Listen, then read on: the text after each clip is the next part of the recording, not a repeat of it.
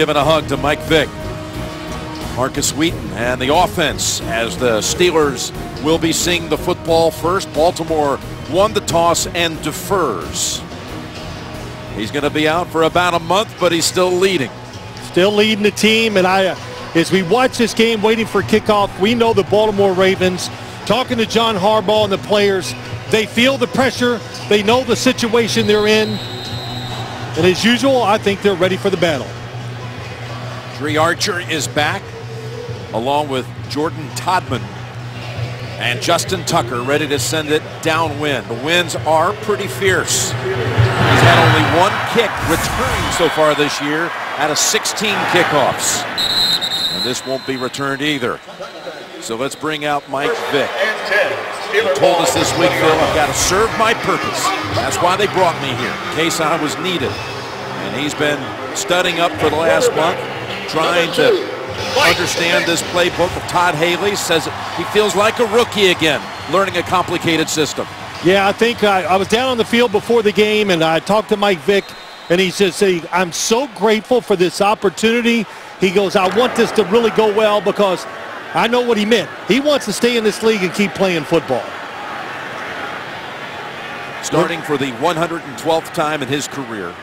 And he's going to come out in the gun. We expect to see a lot of him tonight under center, but comes out with a 3-receiver set from the 20. Here he goes, looking to throw. And that's over the head of Heath Miller. And Vick hit the ground. He was knocked down by Brandon Williams. A rough start. Well, he gets hit quickly. They're trying to throw a nice, easy play to get him started. Spread the field. It was a screen inside to Heath Miller, and they forgot to block him long enough up front. And you said it, Mike Vick took a hit.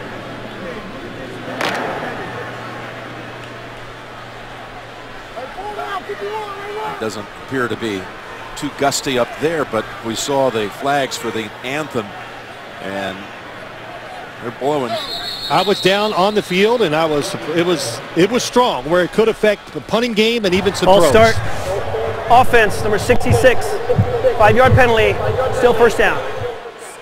You know, Jim, they want to get Mike Vick off to a good start because you said it, this is a totally different offense than he's ever run before, and they want to get his confidence and his teammates' confidence going.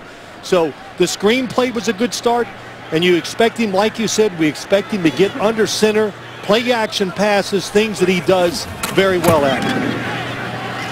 Hands it off here to Le'Veon Bell. Look at the Ravens crashing in across the line of scrimmage and knocking him back a couple of yards. Arrington the first to get there.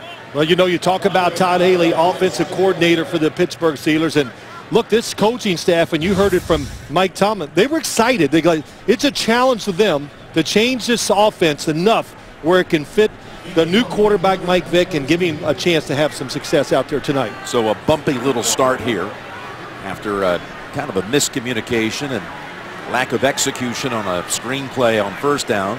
The quarterback got hit, then a penalty, then a loss of 2. And now they're facing we'll call it 3rd and 16. And from the pocket, Vick got his target. It's Bell. Webb is there to try to get him. And coming back to help out and to assist with the tackle is Zadarius Smith. Well, this is what you want to do. They're going to play a safe defense, the Baltimore Ravens. Everybody's going to drop back. They want him to throw it short. Good job. Get that first completion. Then come up and make the tackle. But, Jim, even getting the completion, even though it's not a first down, does make a quarterback feel pretty good to at least get that out of the way. Picks up 9 on the play, and Jordan Berry will punt it to Michael Campanaro, who has to step up to the 40 again.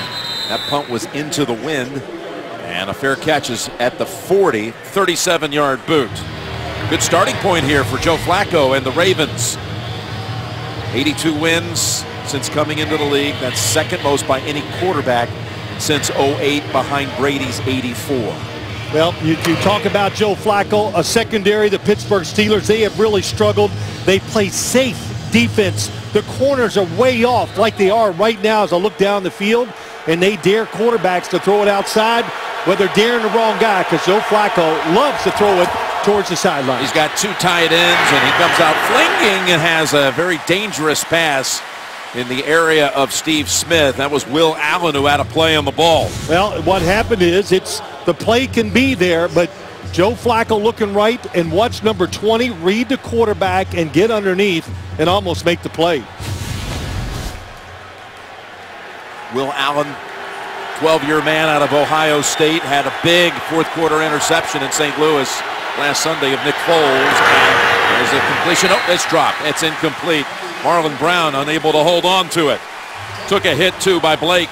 Well, that's just part, you're this Baltimore offense and this team. You got what you wanted. Stopped the other team's offense, took his eyes off the football. You got to know and see the defenders close. Big drop early in the game. So 3rd and 10 coming up after 2 pass plays. Forsett flanks the quarterback. It's been a disappointing start to the season for the running game in Baltimore after Forsett came on so strong, Pro Bowler a year ago. Here comes the blitz by Pittsburgh.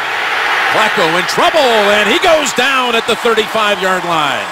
Tuitt gets to him along with Will Allen. Stephon Tuitt, when you look at this Pittsburgh Steelers defense, they're not the kind of defense that just comes off the edge and has those great pass rushers. Just like the Ravens, they get to the quarterback by sending extra defenders. They sent one extra guy there. The coverage was good.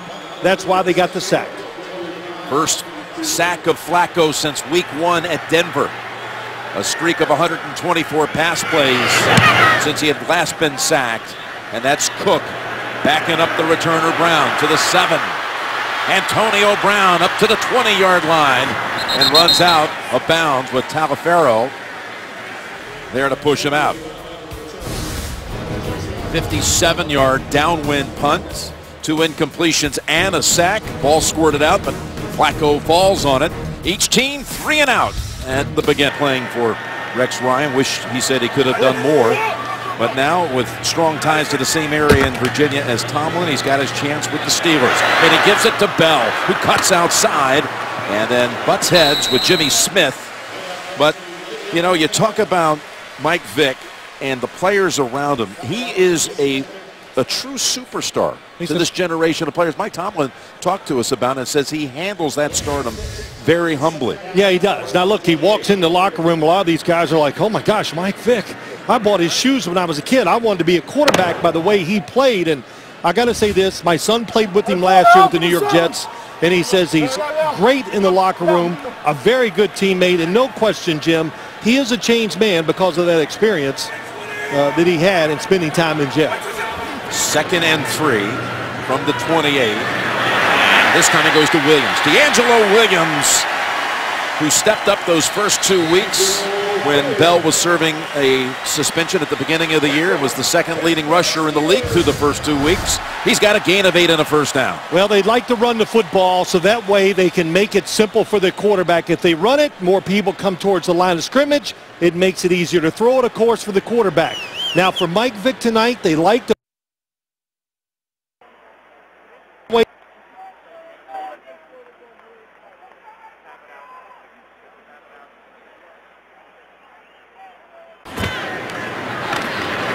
back to Bell on first down. Look at that patience as he finds an open hole and then spins out across for another first down. Le'Veon Bell, good block there by David DeCastro, the right guard, gain of 11. Yeah, David DeCastro, good, maybe the best run blocking offensive lineman on the team, and not a good sign for the Baltimore Ravens defensive front. Why? Because they're getting blocked and they're not shedding those offensive linemen. So you've got to do that against these running backs. Le'Veon Bell, you said it, patience, the ability to do anything with the football that he wants. Inside, run with power, and of course, we've already seen it, he can bounce outside also. So they've run it 3 straight plays, picking up 26 yards. And now on 1st and 10, Vick on the mark to Marcus Wheaton, who's down at the Baltimore 35-yard line. Gain of 18. Well, they come up. They want to stop the run. So you get Mike Vick. Look at the time and look how wide open the receiver is on the outside. That's exactly what Todd Haley would like to do a little bit. And the one thing you can say, no matter what the age, some of these quarterbacks we see in this league now, their arms never die. and Vic still has a top flight, streak-wise, NFL arm. Yeah, he can zip it. And again, going into a pretty good breeze here in this direction. First down carry. It's Bell hopping along and then finally falling to the ground after a gain of about 3. Never miss a moment of football action with the CBS Sports app. Every play, every story, every highlight, right as they happen. Download the CBS Sports app now at cbssports.com/mobile. So they have Le'Veon Bell back. Last week he returned against St. Louis. And that win against the Rams had about 130 scrimmage yards in that game, plus a touchdown. He's a special talent. No question. My first look watching him last week, he looks in shape, of course. Looks a little thinner, which he is, and looks fast. They get the ball to him here as Vic rolls out. It's only going to pick up about 2. And he likes being involved in that passing game. When you talk to Le'Veon Bell, he likes to joke with the coaches, hey, I'm a wide receiver. Well, why does he like it? Because it gets him outside away from all those big guys who want to hit him. And when you talk to the Ravens on the defensive side, what's the key tonight? Well, it's really simple. 26, Le'Veon Bell, and 84, Antonio Brown. Just watch them. The football always goes to those 2 guys when they're out on the field. Third down coming up for the Steelers from the Ravens 30. Both Bell and Williams in the game, in the backfield. Fake it to Williams. And Vic takes off. Going to be stopped short by a couple. And it's going to be 4th and 2, and they're going to bring out the field goal unit. Yeah, absolutely. Kick the field goal, get the team off to a positive start, and, you know, safe play call that time by the Steelers offense, and also a very safe defense so far for the Ravens. They want Mike Vick to have to stand back there, make the decisions, and put the ball on the money to beat this defense tonight. So Scobie, the all-time leading scorer in Jacksonville, they traded for him in camp. This is from 45 yards. That's after Sweesom had to go on IR. And the kick by Scobie is able to just find its way inside that right upright. Hooked at the last moment.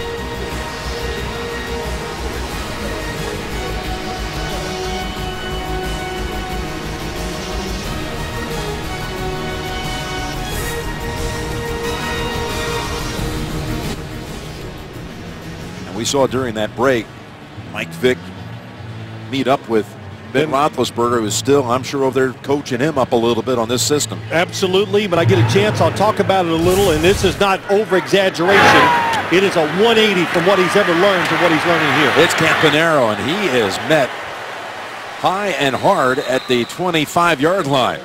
Push back, and Flacco and the Ravens. Now they're in a fight here. But a life in pieces on after a new Big Bang Theory on CBS.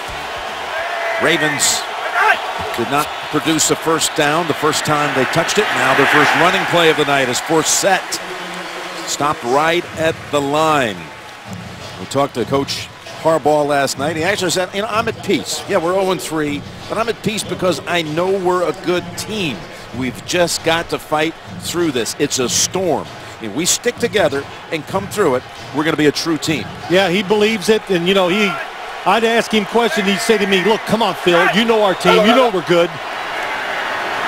Here's the give again. Forsett. He's knocked down after a gain of 3. And again, they've not been able to get the rushing attack going so far this season.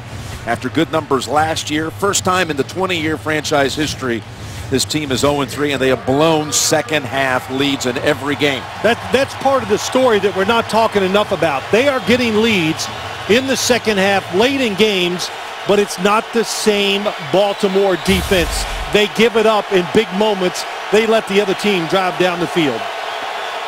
3rd and 8. Again, they blitz on 3rd down, and the pass complete. And Steve Smith slips through a tackle of Timmons and has the first down. Well, another blitz that time by this defense. Watch out, he's gimpy there. Yeah. Man, that's big. All you got to do is count them. 5 guys up front trying to fool the pass protection of the Ravens. But look, it's a veteran offensive line. They've seen all the looks. They should not have any trouble picking up these blitzes tonight by the Steelers. So he tries to stretch it out as Aiken and Marlon Brown are the two receivers. On first down, Flacco completes it to his rookie tight end, Max Williams, in traffic. Wow, did you see Will Allen come flying in? That's twice he has read Flacco. Flacco looked left, didn't like it, and when he turned, watch, there he is right on top and just misses the football. But Flacco knew how close it was, and the good thing is, when he needs to put a little extra speed on the football, he can do it and still be accurate. Another first down, and it's Forsett. There's a good run by Forsett. That's what we saw last year when the Ravens were on go. Forsett breaking tackles and averaging over 5 yards a carry on the season. This goes for 11. Well, similarly, the left guard gets a good block. They get a good push, and that's what you need to do. You can't make them miss. Just use your power and get the extra yards. That is something they have missed all year long when you talk about their running game. Well, they've got Steve Smith Sr. back on the field after missing 2 snaps.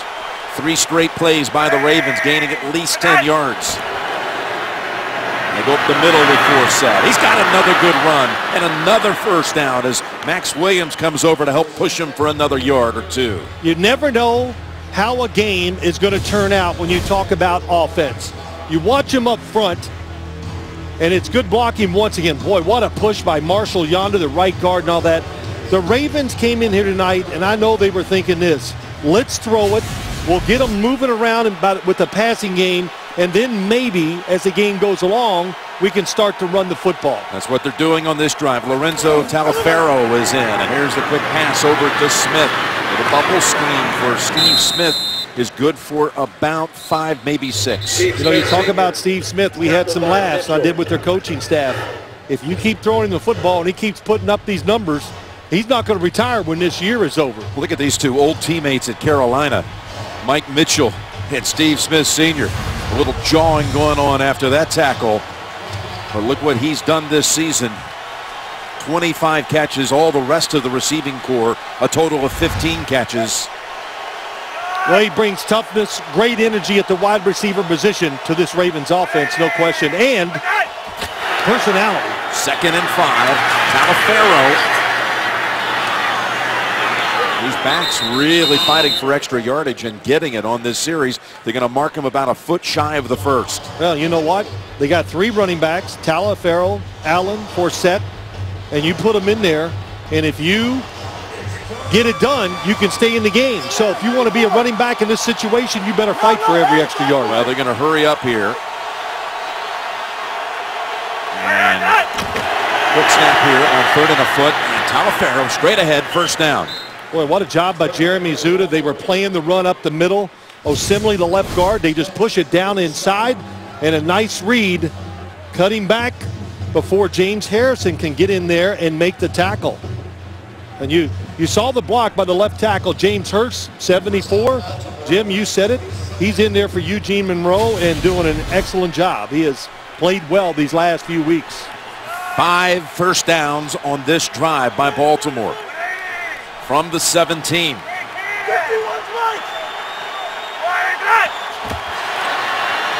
Forsett, he's got a hole, and he takes it down to near the 10. Let's check in with Tracy. John Harbaugh really upset with the officials because he wanted to go even faster, but they were standing over the ball, and he was yelling at them saying, "We did not sub, we did not sub. Why are you standing over the ball, Jim?" Yeah, that was on that 3rd and a foot.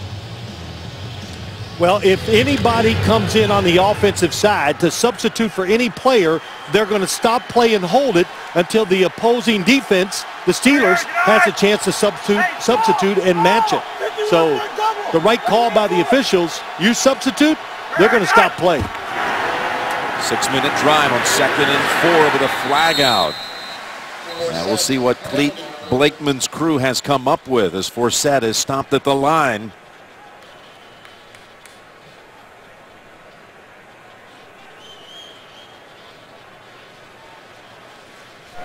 Illegal shift on the offense. 2 men were moving prior to snap and did not get reset. It's a 5-yard penalty. Replay, 2nd down. I'll tell you, a situation like this, I think it's a tough call for Mike Tomlin. You give him 2nd down and 9 yards or 9.5, whatever, or do you take the third down and bring it down to one play? I like the one play. I do too. I would have turned that one down. You know, this is a defense, a secondary that struggled, so you have to think, well, Joe Flacco's going to throw it.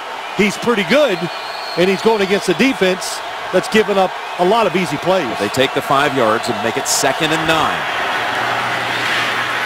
That's Campanaro. He's a yard shy of a first, so you got a 3rd and 1 instead of a 3rd and 4. And what happens, so you get that 2nd and long, and you play a very conservative call. Everybody's back. Let's see where the ball's thrown, and then react. Well, that's a great thought, but thinking you're always going to come up and tackle these receivers, ball carriers at the line of scrimmage, pretty hard to do. Officially 3rd and 2 at the 9. A situation here for the Ravens offense. Mark Trestman, the offensive coordinator.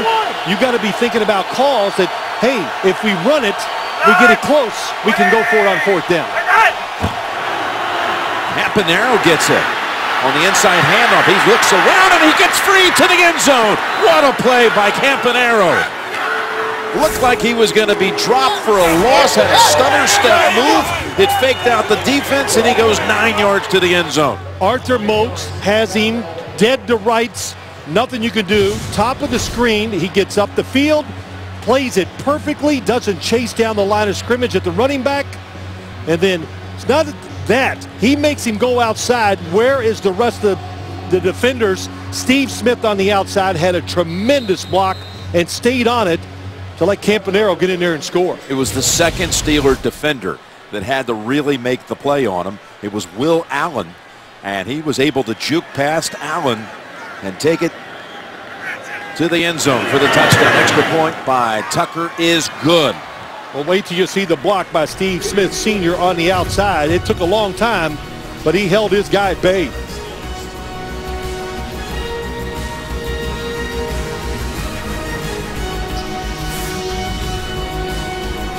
Field in Fremont, Ohio. Last year they produced more than $650 million. That was a drive that took up almost half the quarter, 7 minutes, 16 seconds. Touchback. Well, Steve Smith can do it all. Top of the screen. It looks like the run's going to miss or lose yards. Stays with Blake. Never lets him get inside to make the play. The Wow. CBS. I need one of those pills. I mean, You're already a genius. Yeah, Come I'm on. a genius, all right. Here's Vic turning around and getting it into the hands for the first time tonight on offense. Antonio Brown unable to get away from Will Hill III, and he's knocked down for a 5-yard loss. Before that play, the only time Antonio had touched it was on a punt return. That's what you want your safety to do, to come up and stop plays like that when they reverse field.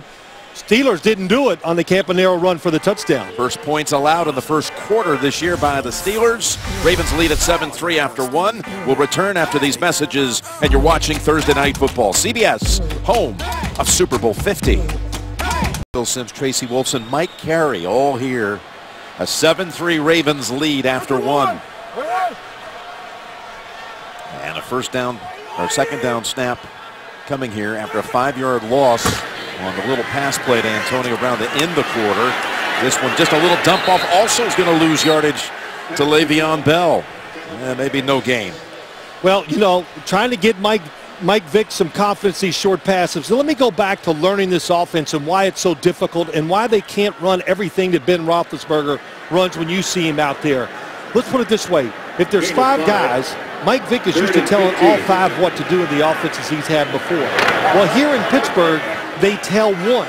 Then you got to memorize the rest and just see the big picture of what it's supposed to look like. So it's hard to learn. Once you do it, it's great, but you just can't pick it up in a few weeks and think you have all of it down. 3rd and 15, and Vick has the time now, able to complete the pass to Antonio Brown. Look at him weaving through this field and then gets smashed at the 21 and the ball's out. Whistles the ruling him down. He got smacked by Will Davis, a hard-earned 6. Look, reversing field, I know he can't read the coverage. Look at everybody dropping back. So what does that mean? It's a zone. They're watching everything in front. So you're going to have, look at all the defenders coming after Antonio Brown as he reverses field, just nowhere to go. Yeah, he was definitely down, but they have to punt anyway.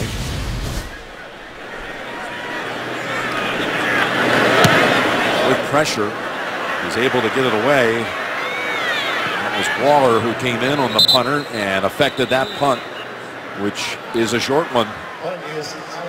Only 37 yards. They'll mark it at the 41. So Ravens offense, after a drive again that took over 7 minutes, they're right back out there with some newfound confidence. Confidence, no question. The defense has got to be confident. A little surprised with the Steelers. Extremely careful so far in the offense. Not doing some of the things I thought I would see. In other words, letting Mike Vick drop back, give him some space, throw it deep down the field.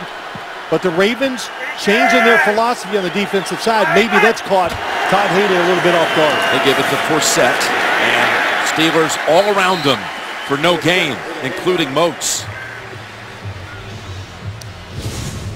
Well, Jim, let's go back. How far did Michael Campanaro run? Well, he faked it out. Look at Will Allen, 20. Come look at the block up top by Steve Smith, but Will Allen missing that tackle. I always say that that's what safeties, their big job is to take plays and stop them and don't give up those extra yards. And that time they gave up the extra yards. That's why they're down 7-3. Campanaro, a second-year player out of Wake Forest, drafted in the 7th round in 14. Left Wake is the all-time leader in receptions for the Demon Deacons. 2nd and 11, it's Forsett. Twisted down at about the 45 by Tuitt. So Forsett, 8th season, well-traveled through his first 7 years, 5 different teams, including stints in Seattle and Houston, and last year best in the league, averaging over 5.4 yards per carry. It's been about 3.2 a clip coming into this one. And they split him out now into the slot. Campanaro back on the field, slot left, 3rd and 6. And it's over to Max Williams, and the rookie reaches out for it. Are they going to give him the spot? They are. They are. Good job of knowing the situation by Max Williams, the rookie. Knows he's got to reach out to get the extra yard. And the big thing is, does he hit the ground? No, he stays in the air and reaches.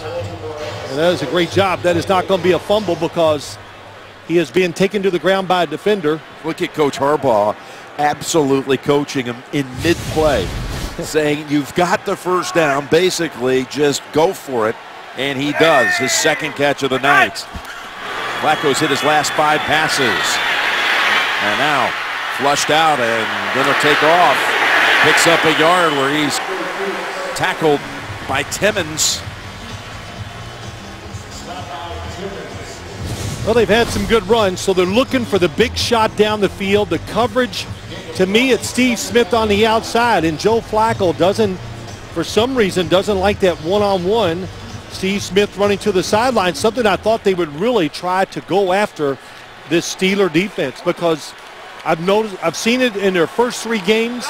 They will give you those throws outside, and so far, Baltimore has not taking advantage of it. That was for no gain, so it goes officially as a sack, and here is a completion for the first down to Aiken. Kamar Aiken. Gain of 14 and a first. Aiken's going to come across the field, watch the defense. It chases the guys down the field. Nobody stays with him man-to-man. Blake, the corner, is way off. He expects somebody to help him, but there's nobody there because the inside routes took away the underneath coverage.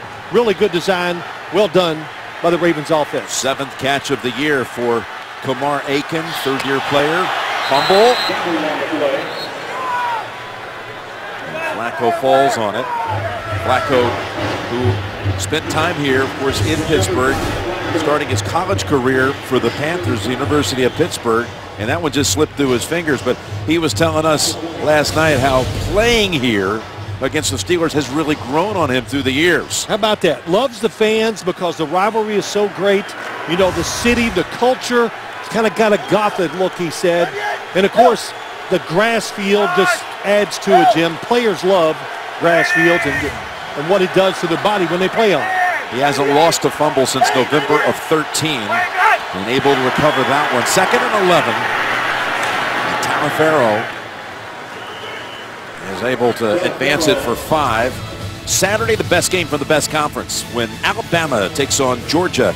The SEC on CBS begins with Inside College Football and College Football Today this Saturday on CBS. So just outside the 30, a 3rd down coming up for the Ravens. And the Ravens offense has picked up the last 8 first downs in the game. Looking for another one here on 3rd and 6, and it's picked off. It's an interception by Cockrell, and Cockrell is tackled. What a tackle by Wagner. The right tackle able to bring him down. What a job by the Steelers there, Jim. Very good disguise, clever blitz, and Joe Flacco threw right into what they wanted to do on the defensive side. Ross Cockrell, the 2nd-year player out of Duke, comes up with the interception. Thrown 27 interceptions on the road. That's the most in the league on the road in that span. A 37-yard return on top of it by Cockrell has the Steelers set up at the 36. And Vick trying to strike right off the takeaway to the end zone. Oh, and it's in and out of the hands of Antonio Brown. That's what you do. You give you Antonio Brown, 84 body mirror screen, is just going to outrun the coverage. That's Jimmy Smith. He's covered well, but he keeps running, and Michael Vick throws it outside. Good throw. But what I liked about it, this is what he does best when you talk about Vick. Play action, get him away from the line of scrimmage so he can throw it down the field. And if he wants to run, his chances are greatened a lot by the deep drop. At least 9 out of 10 times Brown's going to make that catch. You are right. 2nd and 10. And Le'Veon Bell waits for Dunfold and has 5. Well, let me just say this. I said that Joe Flacco has seen all the blitzes. He hasn't seen this one. Here comes 2 blitzers. Cockrell's going to wait for the outcut by Steve Smith, and look at the disguise all the way back by the safety. He waits till the ball is snapped. Joe Flacco has no clue what's coming. Just a great job, Keith. Of course, Ben Roethlisberger loves it, but Keith Butler, the new defensive coordinator, gave them something they have not seen on film yet, and it makes a big play for the Pittsburgh defense. And Cockrell was cut right at the end of camp by Buffalo, and then the Steelers picked him up just a few weeks back. And they get to Vick all the way back at the 43, taking him out of field goal range. That's Darryl Smith. Darryl Smith, and John Harbaugh talked about him last night. Number 51 comes up the middle, just keeps working, and gets to Mike Vick and gets the sack and drives him out of field goal range. So that's, listen, when you're not playing a lot, you don't think of the little things. Hey, don't take a sack. If it's not there, get rid of it. Not a quick enough decision by Vick. Takes a big sack. Jordan Berry. Lardarius Webb standing at the 10. And secures it at the 9. 32-yard punt. Now available on digital HD. Here's a nod to the Steelers Coach of the Week, Steve Shulo of Deer Lakes High in Cheswick, Pennsylvania. He was a guard in the NFL and played on the Eagles team that went to the Super Bowl. Super Bowl 39. Handoff to Forsett. Well, give him 3 or 4. How about this running game so far? Look at the wash down to the left. Max Williams, the rookie tight end, gets a good block along with Wagner, the right tackle. How about this left side? First, and Osemele just wash it down again, and then look at this seal. Merrill Hodge, seal here and a seal there, and take it down the alley, but really good blocking up front so far in the run game by the Ravens. 2nd and 6. Forsett. Nowhere to go. Right behind Rick Wagner, and the Steelers had him surrounded.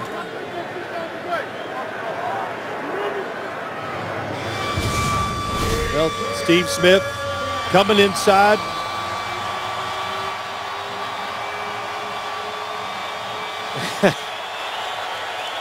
You know, listen, you look at these receivers. Steve Smith's a little different than Antonio Brown, but they keep their energy and their emotions in the game by that style of play. And it's hard for me to sit here and say, oh, don't do that, because they make it work and they're very productive. 3rd and 6. And Flacco to Brown with nowhere to go that time either.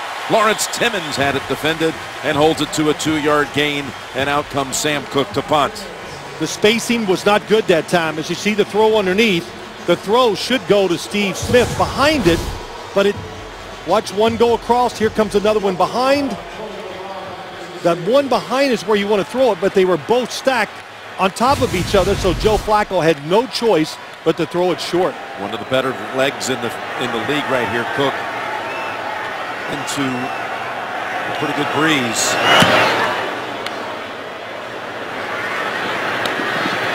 Earns a fair catch at the 33. 52 yards of beauty by Gladys Bettis right there, mother of Jerome, who was she is a breast cancer survivor.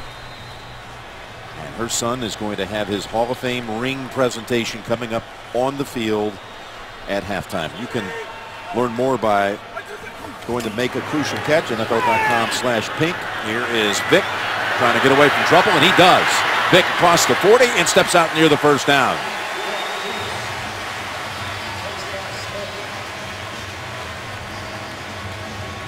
Of course, it was the 3rd quarter last week, and it looked so serious at first glance. When you talk to the great doctor here for the Steelers, Dr.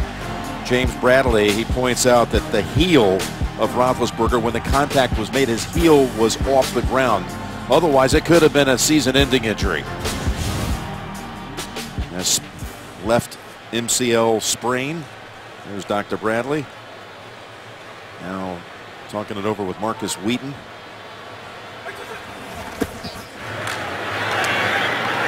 Vic to an open. Sammy Coates, the rookie, has his first catch. All these injuries to Ben during his career, he always says in games where he can take a beating. Yeah, well, he holds the football. Yeah, opens himself up to it. Tries to make extra plays, and there's, of course, been times here where this offensive line has gone through some really dark periods, and you're going to take some hits. But, hey, I like what they've done these first couple plays, giving Michael Vick a chance to move out of the pocket and make an easy throw from the shotgun. Here's Bell. Makes a tackle down low and still goes. Charging ahead and getting pushed near the first down by his teammates, including David DeCastro. Going to have about a yard shy on the spot. Let's go down to Tracy. Well, thanks, Jim. The Steelers have a policy, no players on crutches allowed on the sideline, so Ben Roethlisberger ditched those by the advice of Steelers doc, Dr. James Bradley. The doc told me before the game that they needed to have Ben down here. I spoke with Roethlisberger himself, and he said the same thing, not only for Michael Vick, but for the other players down here. And it's been very obvious. He's been extremely helpful to Vick, but all the players coming up to him, telling them what he sees.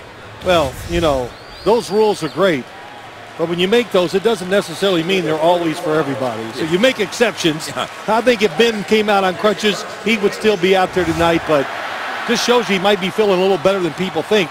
You know, the fact that he has no crutches out there in this game. He gets credit for the win, of course, last week, which was his 108th career win, which broke a tie with Terry Bradshaw for the most by any Steeler quarterback. Total wins in the regular season. Bell, after picking up a first down, has a carry here of 4. Tonight, NFL hopefuls chase a lifelong dream on Undrafted, and then Football Town, Barrow, Alaska. The game's played there, 300 miles north of the Arctic Circle. 2-hit NFL Network original series after the postgame, only on NFL Network. So the Steelers let it run down to the 2-minute warning. And the score remains as it was after 1. 7-3 Baltimore. Fame ring. 2nd and 6. 2 minutes to go in this first half. Steelers had 3 first downs their first 4 drives. They picked up 3 on this series already. As Vic wiggles, goes outside as he did to open this drive, and he's got another good gain. There is a flag on the field.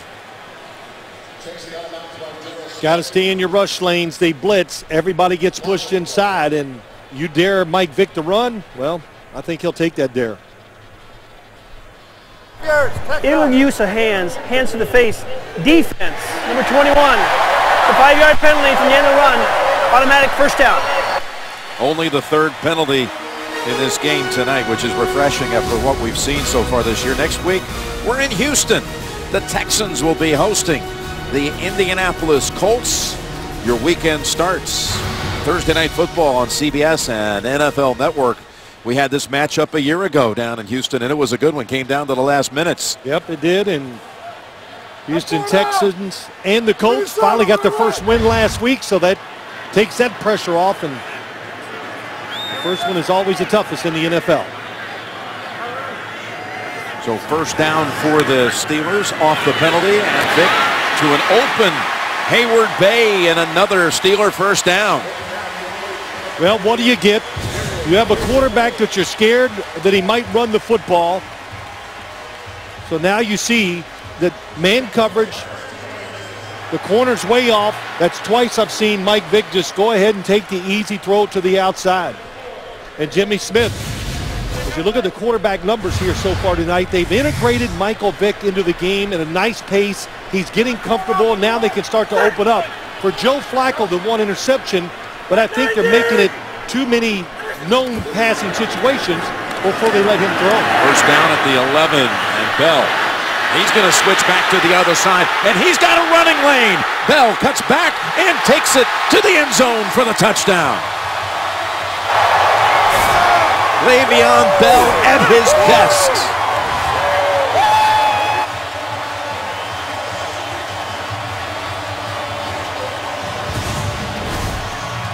Well, he likes space. Remember he told us that. Will Johnson, nice block. Oh boy, he grabs the defender there and pulls him down. And look at Vick. Mike Vick gets out there, gets a block on Ladarius Webb.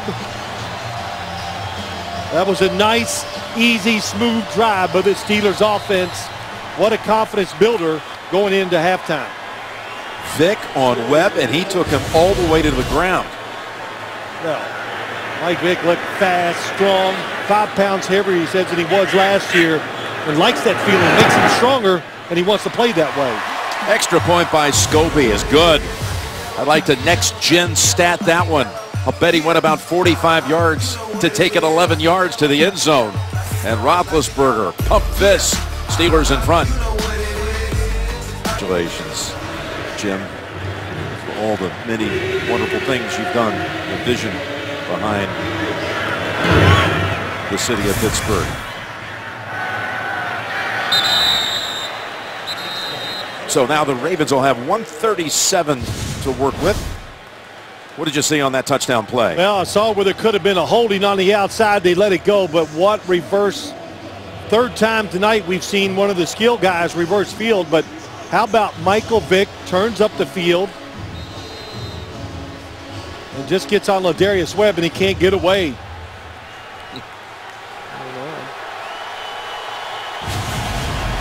That is all about the block right there. Absolutely. And the gun, Flacco from his blind side. He gets knocked down by Sean Spence. Never saw it coming that time from the weak side. Here they come from the top. It's two blitzers once again, and they do not have the protection there to pick it up. Joe Flacco's got to see that and react. So the Steelers, couple blitzes, getting to the quarterback. When that happens, what do you do on defense? You keep doing it until the offense shows that they can pick it up. 2nd and 16. He'll go draw, and Forsett. Wow, what a tumble. Near the 20 and holds on to the football. He got flipped by William Gay. Timeout called by the Steelers.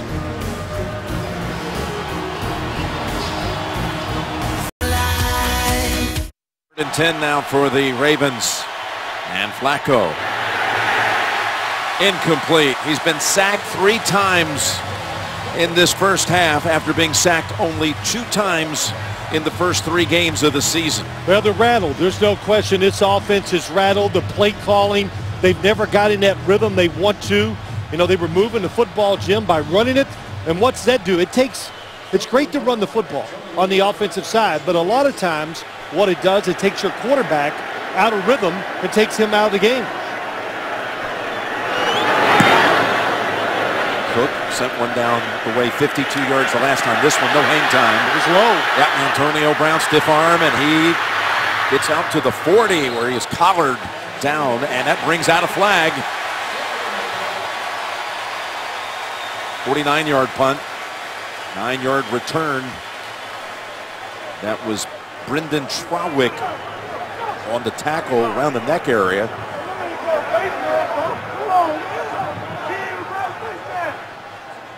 After the play, personal foul, unnecessary roughness, late hit, and the kicking team, number 44. 15-yard penalty from the end of the run. First down, Pittsburgh. It's called on Kyle Juszczyk, the fullback. The tackle was legal, but this hit was not. Yeah, that's definitely hitting, going on the pile. You go, well, that wasn't that big of a deal. Yeah, it is. Oh, a huge 15 yards puts Pittsburgh now at the Baltimore 45. Again, the Lexus halftime report is on the way, with JB and Dion and Coach Cowher making that presentation to Jerome Bettis, his Hall of Fame ring, on the field. 2 timeouts, plenty of time. Pump fake, Vic weighing options. And out of bounds near the 40. Yeah, I think it's pretty evident when you watch, you've seen this first half, that Mike Vick can still run. Well, of course, we knew he could. Still probably one of the fastest, if not the fastest quarterback still in the NFL.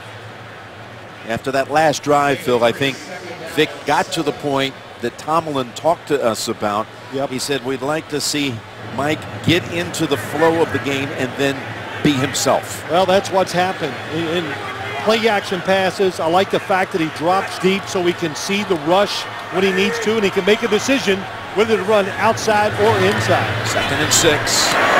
Standing there for it is Brown, who ducks down with a first down at the 33, and that brings another timeout by Pittsburgh, leaving them with one. Now trying to put up more points right before the half. Well, they're making it easy for the first start by Mike Vick. I mean, they're playing off, so he's getting those catch the football, throw it outside. He's breaking the pocket. They're not containing. He got outside on a play action. So this is a defense that is a blitzing defense over 40 times the last 2 games. Each game 40 times. On first down, Vick's pass complete to Antonio Brown. It's a catch at the 17. What an adjustment. Todd Haley, what they're doing on the offensive side. Usually it's a lot of screens, short passes, and what are we seeing here tonight? Your quarterback's holding it, going much deeper down the field, giving guys like Antonio Brown, makes a nice inside move, breaks out, and he is wide open. You're seeing a secondary for the Ravens. They got beat deep last week with some big plays. So what do you do tonight? They're being ultra conservative, trying not to let a receiver get behind them. Brown is lined up to the right side on first down. 20 seconds to go. Toss across the middle, and pile driven back by Smith. That was Bell with the catch and a loss on the play. Okay, they're just going to wait, run it down to 3 seconds or 4, and then call the timeout. Really good job, good drive there by this offense and what they're doing just to get down here in better field goal position. And continue the trend, Jim. Safe. It's just there's no risk in what they're doing on the offensive side. And you said it right, just like what Mike Tomlin said. They executed the game plan very well here in the first half.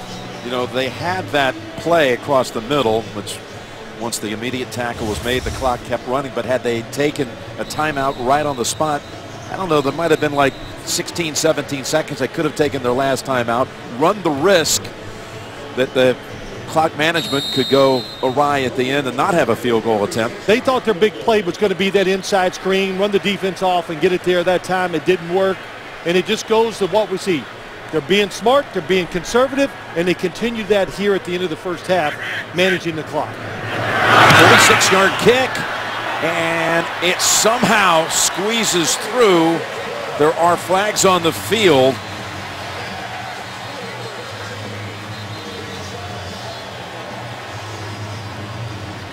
With flags on the far sideline. Offside. Defense number 41 in the neutral zone at the snap. A foul decline. Field goal is good. 10 points in the final minute, 37 seconds. Well, this kick, I don't know how it went in. It looks like it's left, and watch it just, oh, it's tipped. That's why it had this look. Anthony Levine Sr. got a hand on it, but again, they had jumped across early. He was the one who was offsides, Levine. Kick still went through. 13-7 Steelers at the speed, the power, and the hands that he's seen this last month since signing with the Steelers, like Le'Veon Bell. I don't think he's ever played in an offense that has all the weapons that this one does have here in Pittsburgh. So it's got to be fun to watch it from the sidelines, and even better to get out there with him and try to perform. Touchback to start the third quarter, and you know the Ravens were leading 7-3 and they were in Pittsburgh territory when Flacco had the pass intercepted. For a while I thought, man, the Ravens, they have it in sync here, but from that point forward the rest of the second half it all belonged to Pittsburgh. They dominated. You know, they did a couple blitzes on the defensive side that turned this game completely around, caught Baltimore I think by surprise, and then on the other side the Ravens are a blitzing defense. They set back and they just let Mike Vick have easy throws. And, of course, they broke down in their techniques and let him get outside a couple times also. Offense, number 82. 5-yard penalty, still first down.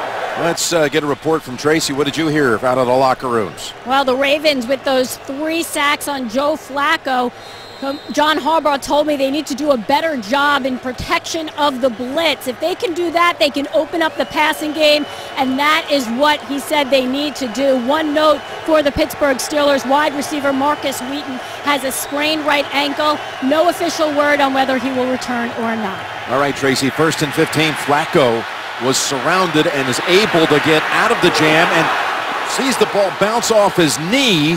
That is Cockrell, who had the interception, who caught the ball on his way out of bounds.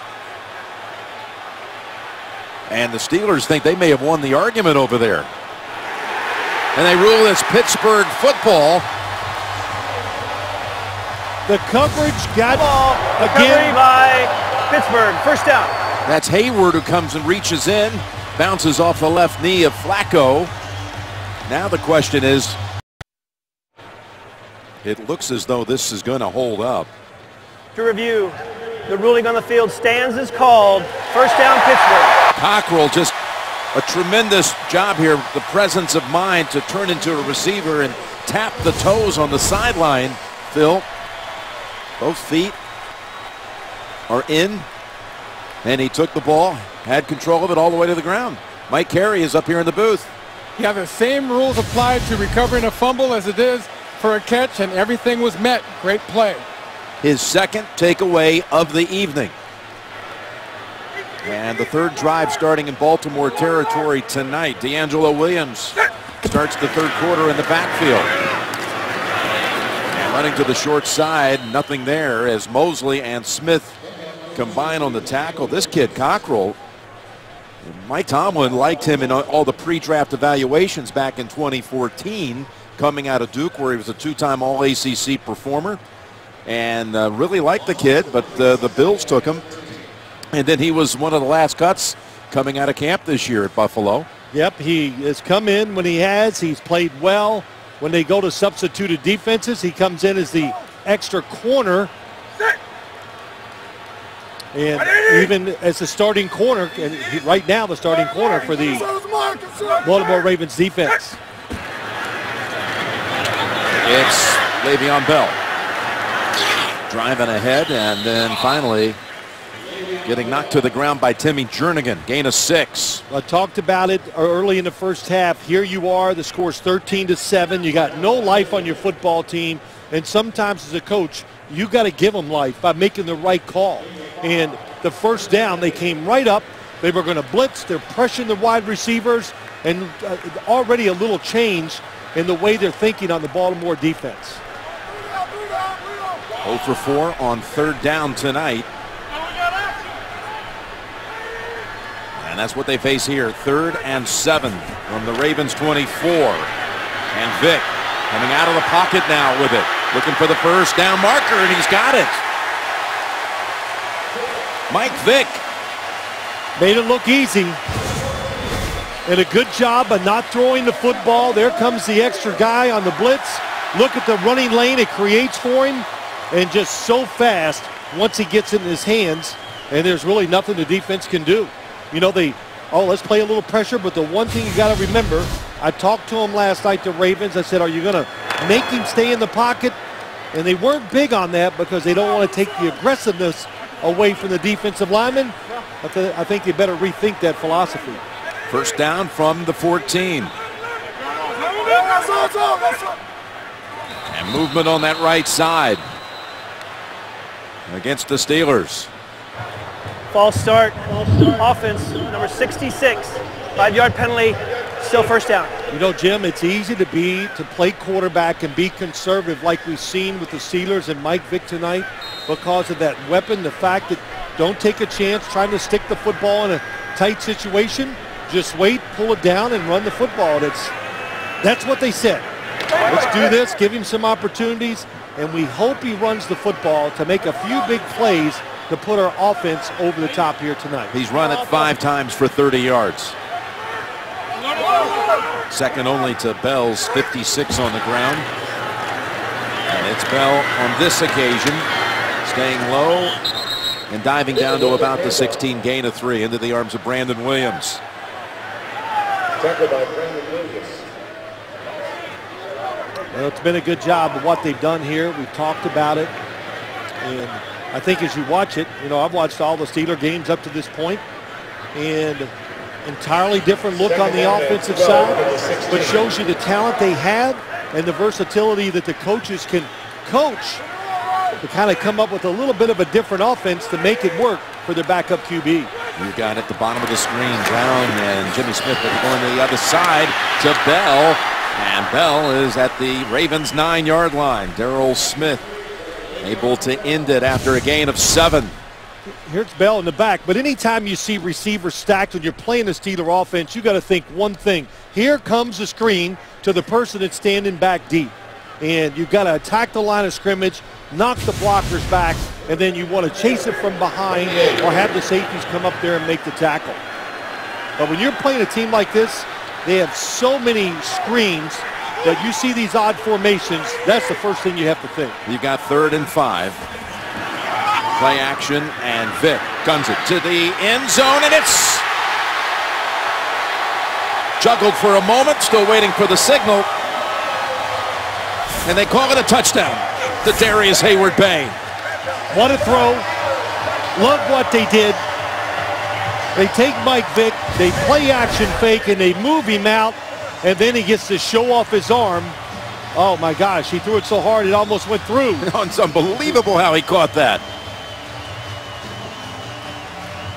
Yep, definitely keeps control of the football as he went to the ground. That's a touchdown. And how about Hayward-Bay, how he's found a spot here in this offense? Well, that could change with the return of Martavis Bryant in the next game, but how often do you see someone catch it like this as the nose of the football was going right through the arms and the body? He squeezes it by the nose and is able to retain possession. Unbelievable. And the other thing is just how hard he threw the football to get it in there. Of course, all touchdowns are reviewed. Mike Harry, you see anything there that would take it away? No, everything was really clean. Even though the back of the ball was caught with his elbow, he maintained control all the way through all through contact with the ground. You're right, Phil. Darius Hayward-Bay. You know, we've seen him go from the Raiders to the Colts, and here early in the season, he's never looked better than in this offense with the Steelers. His 2nd touchdown of this young season. Extra point by Scobie is good, and the Steelers convert points off the takeaway.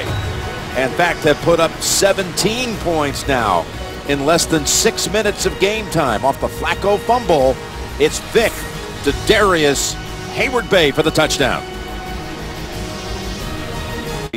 Center. Fred Rogers was a Latrobe native, like One of the great Pittsburgh Steelers fans I know. He's down on the Latrobe. Mr. Arnold Palmer. Yep. Well, as you watch this here so far tonight, the Steelers acting like the more desperate team, like they're 0-3. But here's what's really confused this Ravens offense, and pretty surprised. This is a neat blitz they have right here. The double weak blitz. The corner comes off, reads the quarterback. You're not expecting it. They disguised it so well, and it turns the game around. Then another double weak blitz a different way. Caught Joe Flacco by surprise. They don't see it. Really fortunate not to fumble the football there. Keith Butler, boy, they hoodwinked us. Oh, we're going to be very conservative. Here's the pass to Juszczyk, and Blake this time somersaults Juszczyk. Holds it to a 3-yard play. Tonight on The Late Show, Stephen Colbert. He welcomes Homeland star Claire Danes. Homeland is coming back this weekend on Showtime, plus Secretary of State John Kerry. It's an all-new Late Show tonight after your local news. Antoine Blake on that last tackle. Look, I'll tell you this. I'm not saying he's the best cover corner in the NFL, but he is not afraid to hit whoever has the ball. And that's what's it. One thing they love in Pittsburgh, corners who can tackle, and he can do that very well. 2nd and 7. Forsett has a big opening, and there he goes to the 50. That's going to be his longest run of the season, finally brought down by Mike Mitchell. Give him 33 yards, and boy, did the Ravens block this one. Oh, you can't even see it. The safety runs out the middle. There's nobody there to protect in case he breaks through the... Just look at this. Watch it again. He's going to run over here. Really good disguise by Mitchell, but nobody there in the second line of defense, and that's why Forsett got such a big play. And how about Hurst and Osemele absolutely clearing it wide open. Longest play of the night in the game. Now they go to Aiken. Shakes off a tackle, and he stiff arms down to the 26. Well, I talked about this to you. You probably got sick of hearing me say it. You know, they just got to throw the ball outside, and they can do this and that. And we haven't had any of that so far. Well, they haven't had a pass completed to Steve Smith since the second drive of the game. He had 2 catches on that series for 16 yards, but that's it. Nothing since. And there's really nothing the Steelers are, they're not lining up going, hey, let's double team Steve Smith and keep him from getting the football. If you call the play, design it, I think you can get him open. They got the rookie out of USC carrying the ball, Buck Allen. He takes Will Allen with him on his back down to the 15. And again, Osemele with a second huge block on this drive. He goes for 12. He's had a few of them here tonight. Watch 72 over there going outside and just stays on the block. And Cam Thomas, 93, can't get off of the block. And Allen, big, strong running back, and goes straight ahead pretty well. There he goes. He holds on to it. Make sure he has it, but James Harrison is there to meet him at the line of scrimmage. James Harrison. I thought he'd retired. He goes to Cincinnati, retired. They brought him back, and here he is. He's the second line of linebackers on the outside, along with the first-round draft pick Bud Dupree. And the coaches say he's an unbelievable influence. Shows all the guys how to work, how to take care of themselves.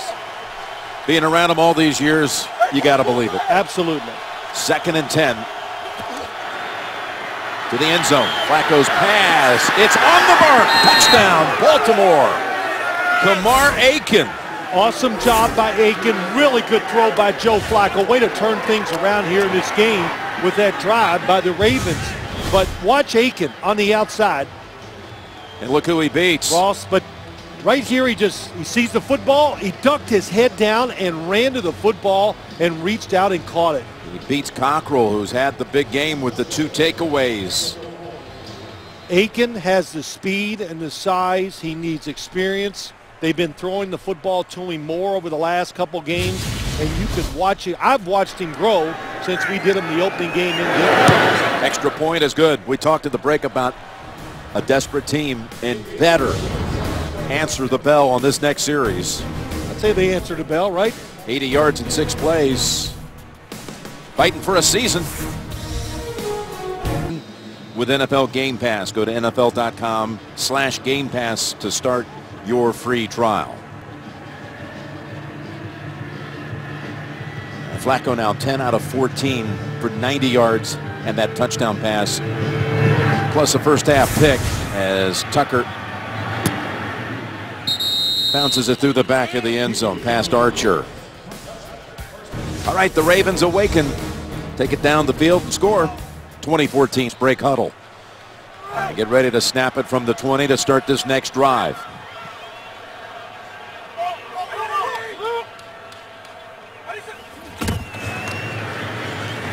Fake handoff to Bell, and Vick's pass to Brown. Did he get the feet down? Was they out of bounds? They have proof on the paint. Yep, out of bounds. Nice move. How about the deep drop by Mike Vick, and they got people open all over the field. The time, the length of the throw. Just watch down the middle. As they see it down the middle, wide open. He could take his choice and throw it deep down the middle or outside. Only the third incompletion tonight for Vick. He had hit his 7 previous passes. These defensive backs are going, oh, wow. Yeah, he still has the arm. They're going to go to that arm again on 2nd and 10.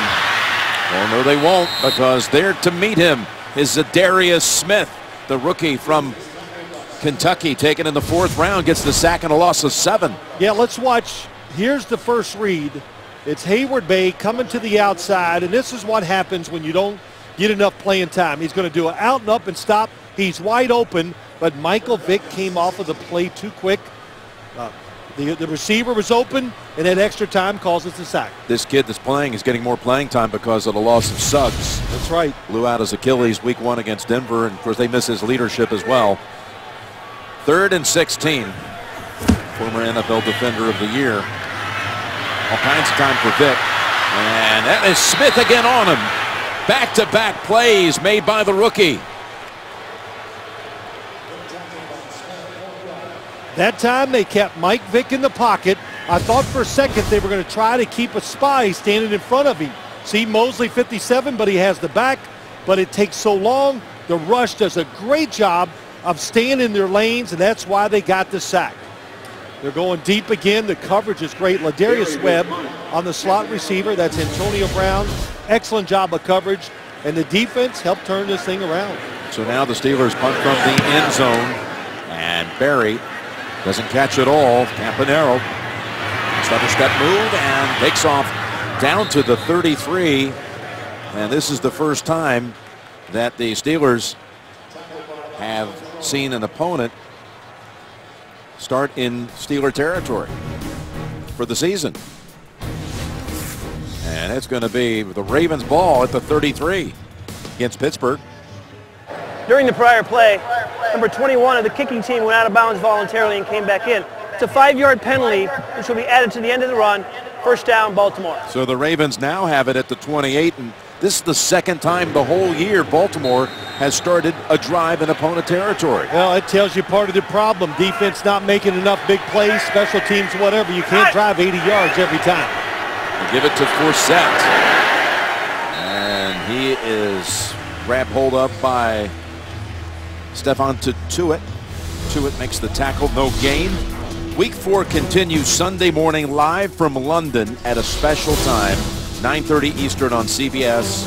The Jets and Dolphins are over at Wembley Stadium, and then check local listings for games in the 1 o'clock window in your area. So you can wake up on the West Coast at 6:30 and football's on. That's a good thing. Not a bad thing. That is a CBS. really good thing.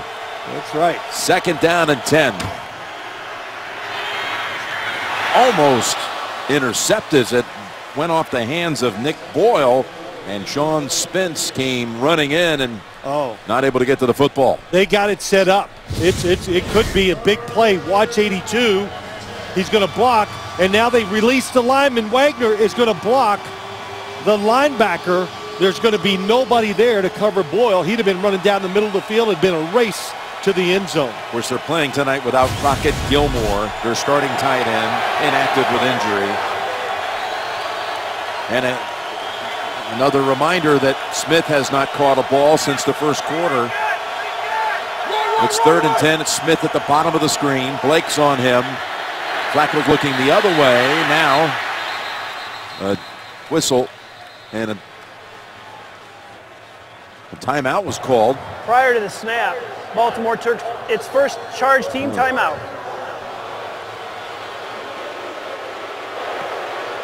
For a Ravens timeout. Well, Jim, let's look at Steve Smith.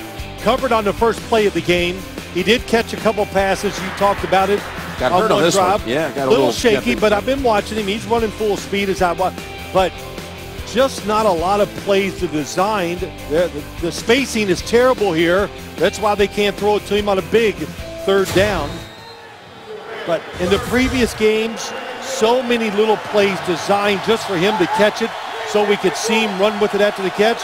Just haven't seen those plays or concepts so far here tonight. He's coming off a back-to-back 10-catch games for the first time in his distinguished career. 3rd down and 10.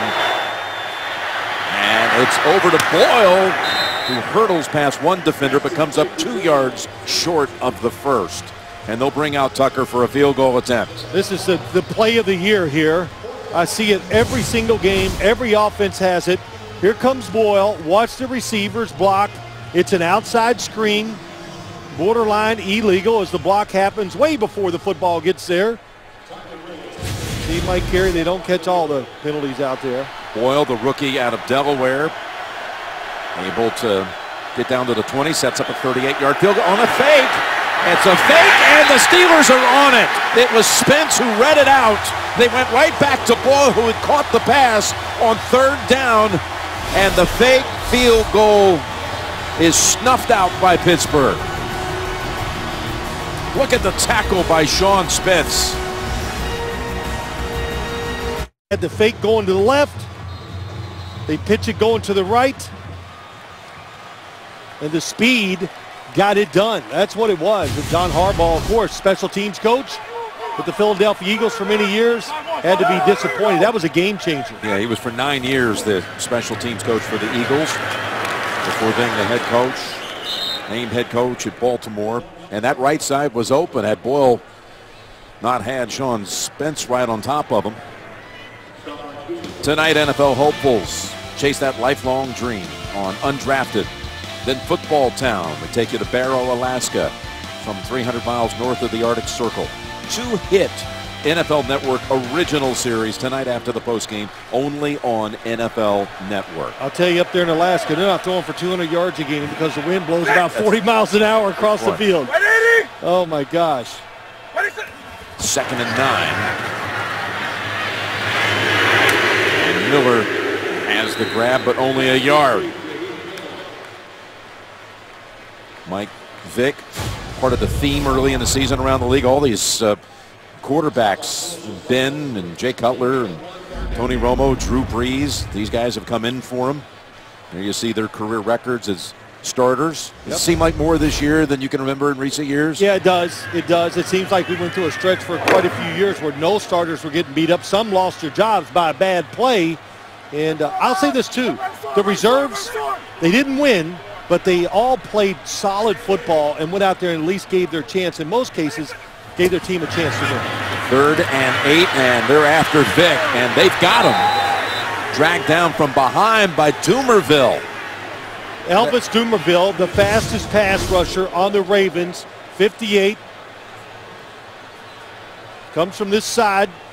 Oh, the late minute pressure, they could have been a face mask, but the late second pressure at the last minute, it confused the Pittsburgh Steelers offensive line. They made a mistake, and Elvis Doomerville got the sack. How about Vick with the presence of mind as he's going down, trying to get the officials' attention, saying, hey, gesturing, he had me by the face mask, but no flag. Vick sacked now 3 of his last 4 dropbacks. And Campanaro takes the fair catch. Might have, second thought, like to have had a chance to run that one. 41-yard punt. Throwback Thursday. We present to you Craig Ironhead Hayward, who attended the University of Pittsburgh back in the 80s. Remains 4th all-time on the school's rushing list. the father of Steelers defensive end Cameron Hayward, who grew up in Georgia before attending Ohio State. Ironhead, we knew him back in his college days, such a likable guy. He passed away in 2006 at the age of 39 after a 7-year battle with a brain tumor. And there's a handoff to Forsett for only a yard. Craig Hayward would have been 49 just last Saturday. He lost way too young. Well, he's got to be, if he's there, whatever, he's got to be proud of his son. His son's a solid player, plays so hard. You see the Ironhead, the eye black underneath his eyes. 2nd and 9.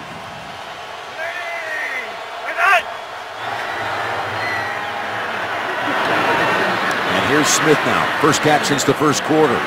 Breaks one tackle, and then Timmons takes him down about 2 or 3 yards short of the first. That's how you do it. If you want to throw it outside, the fact that he had that little play action fake, Jim, stops the underneath open defenders who are not covering anybody from getting out underneath Steve Smith, and it's an easy throw and catch for this Ravens offense. 3 catches on the night for Steve for 23 yards. And it's a 3rd and 2 in the last minute of the 3rd quarter.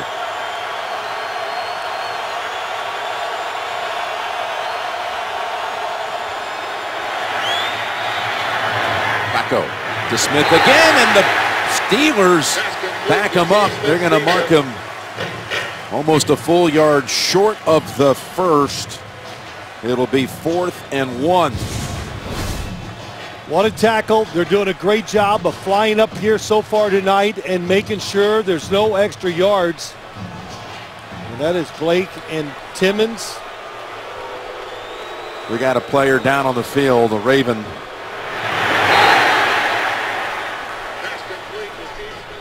You know, it was a play similar to that. And that Smith actually got up and then fell to the ground on his way back to the huddle. But on a play from about that same point on the field last week against Cincinnati, he broke 5 or 6 tackles, it seemed, for one of the great individual efforts of the season and took it to the end zone. Yeah, turned the game around down there against the Cincinnati Bengals, and that was a big hit on the sideline by Lawrence Timmons. And you can tell just how uncomfortable Steve Smith is laying on the ground.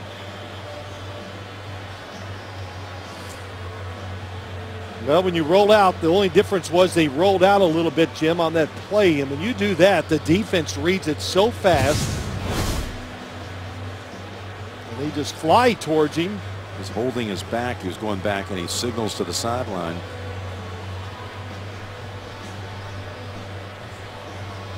Well, what it does, too, it lets John Harbaugh, look at his face, he can feel the pain. Look, he's an all that running we saw him do last week. I just wonder if it's a factor with him here tonight because it's Thursday after a Sunday game. And look, they know it. I've talked to their coaches, and they said we're trying to be very careful with him, not to work him too much in practice and all those things so he can be fresh for games. And it's going to be a big decision once Smith, and hopefully Smith will be able to get to his feet here momentarily, but 4th and a little less than 1 coming up for Baltimore. Well, Joe Flacco's still on the field. Yep. John Harbaugh's had plenty of time to think about it. You're near midfield. To me, the spot is not very good. I thought he was almost halfway to the Agreed. 50. So he could challenge it and maybe get it respotted, but he would lose the challenge because it's not a first down. So I got to tell you, it was pretty clear. It was halfway up there, and there's a big difference, Jim, in 1 yard and a half a yard when you make these decisions as a coach and what play you run.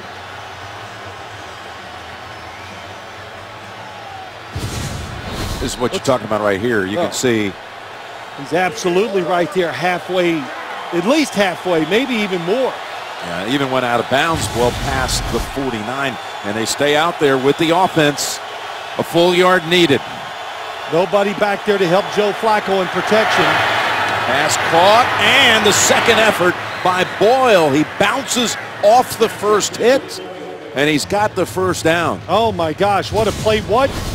To execute coverage is tight. Yeah, it wasn't much there. He gets picked off at the last second. Just a tough play by Boyle to get the first down. So Boyle gets stopped on the fake field goal try. He says, not this time. I mean, they had him, but he fought for it. Got it. We're through 3. 20-14 Pittsburgh. You're watching Thursday Night Football. We start quarter number 4. Ravens having just converted on a big 4th and 1. And they run it with Forsett. Inside of the 40. Forsett having a nice game here tonight. Yeah, he is. Juszczyk, the fullback, nice block, pulls around, little counter play. And, you know, Juszczyk, good blocker, good on special teams, very good receiver out of the backfield, having a nice solid game here tonight. 2nd and 4. Forsett up to 85 on the ground. No tackle on another couple of yards with that carry. 3rd and short on the way. Kind of the same situation we've seen a couple times. You know, if you're calling plays, it's 3rd down and what do we got? 3 yards. You think about it, this is a spot in the field where you got to think, well, if we don't get it, we might go for it on 4th instead of trying a long field goal on this field. Little wind, but the wind, what is left that we had in the pregame or early in the game, is still behind the Baltimore offense. Taliaferro is the running back. 3rd and 2, we'll call it. And Flacco steps up and unloads it with a flag out, incomplete. Flacco got decked hard by James Harrison and Cameron Hayward.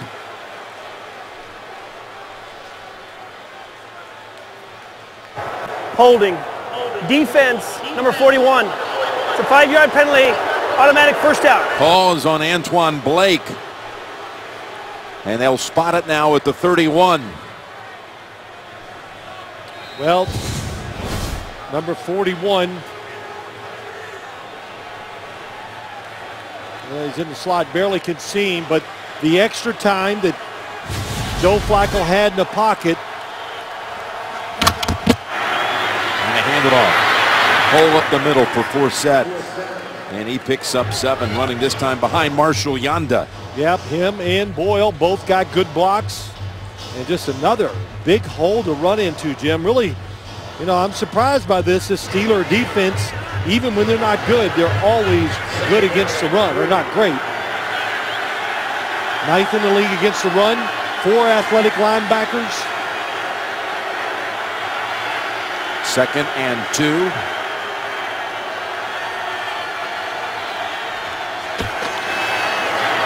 Forsett. That last little dart back to the inside picks up the first down.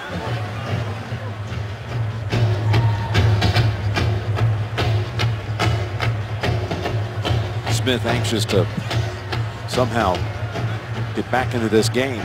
Yeah, he's got to shake it off. That's what he's trying to do. Just keep moving. Once you get it loose, never slow down the rest of the game, because I think if he sits around and tries to rest up a little bit, it's going to get tight.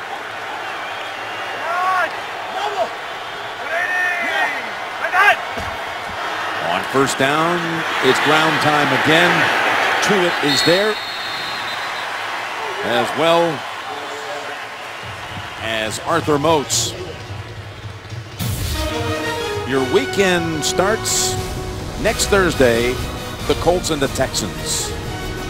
They'll meet on Thursday Night Football on CBS and NFL Network. Always a great scene down in Houston. And they'll be fired up for that rivalry game next Thursday. 2nd and 11.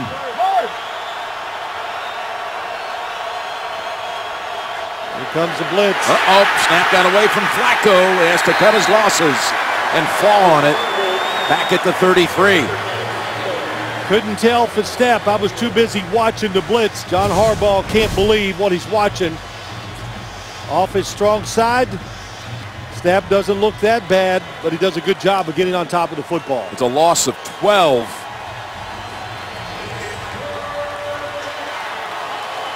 Oh, that's a good shot, just like the receiver. Took his eyes off the football a little too quick, trying to see what blitzers were coming and if they were going to block them or not. Need to get down to about the 10-yard line for a first. It's third down. Califero on the screen. Slips out of a tackle, but is finally brought down at the 22.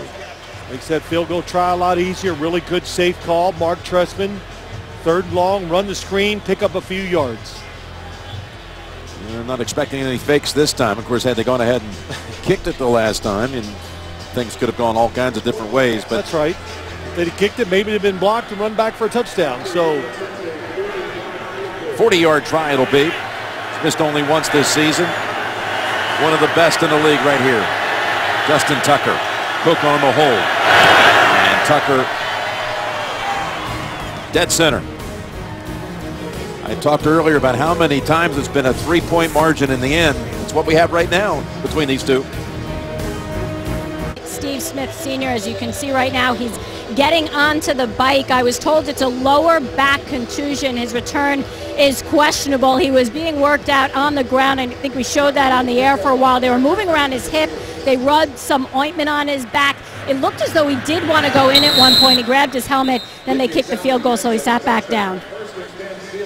Well, knowing Steve Smith, I'd almost be surprised if he wasn't, with 10 minutes to go, going to figure out a way to get back into this game. Well, yeah, and they need him back in the game because the focus is on him a lot of times when he's out there, especially on passing downs. But to me, right here in the fourth quarter, what turned this game around is the Ravens' defense. They didn't let this Pittsburgh offense do anything really there in the third quarter.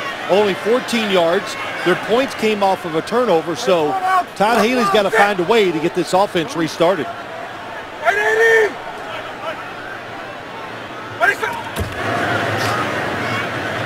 Out throwing. Pass. Oh, what a catch. Again, Hayward Bay finding ways to contribute here in Pittsburgh. Gains 12. He had Webb coming under low. They held on. Yeah, Jim, you got to respect the speed. That's a nice sell. He made Webb turn, and he waited till he turned. That's when he stopped to come back outside. And another really easy play to call and to execute for Mike Vick. Third catch on the night, including a touchdown. Here's Bell. Got Miller out in front of him. And Mosley on him along with Courtney Upshaw. This rivalry, when you go back through the years head-to-head, the numbers are so even. Look at the points. Since 2001, separated by 1 point. It's really kind of, when you think about it over the years, and this division, all the playoff teams they've had, 3 of them last year. You take the Cincinnati Bengals, Pittsburgh, and Baltimore, and they're so close. Gonna go underneath, and that's Bell. When you talk about that division, you know, you got Cincinnati already 3-0 with a division road win at Baltimore. If Baltimore loses this game to drop to 0-4, you've got now Pittsburgh would be 3-1 with a win over you. Plus you got Cincinnati. You never know, but it's got a home game against Kansas City. If the Bengals win that game, they'd be 4 behind them, plus already a head-to-head win by the Bengals at their place, at Baltimore. Yeah, I think they know all this. They were very cognizant of it. Their team is a solid team. John Harbaugh thinks they're good. And to think that they're going to turn around and go on an 8-game winning streak is too much to ask. Well, this is a crucial 8 minutes and 14 seconds for the Ravens. As on 3rd and 4, the defense makes the play.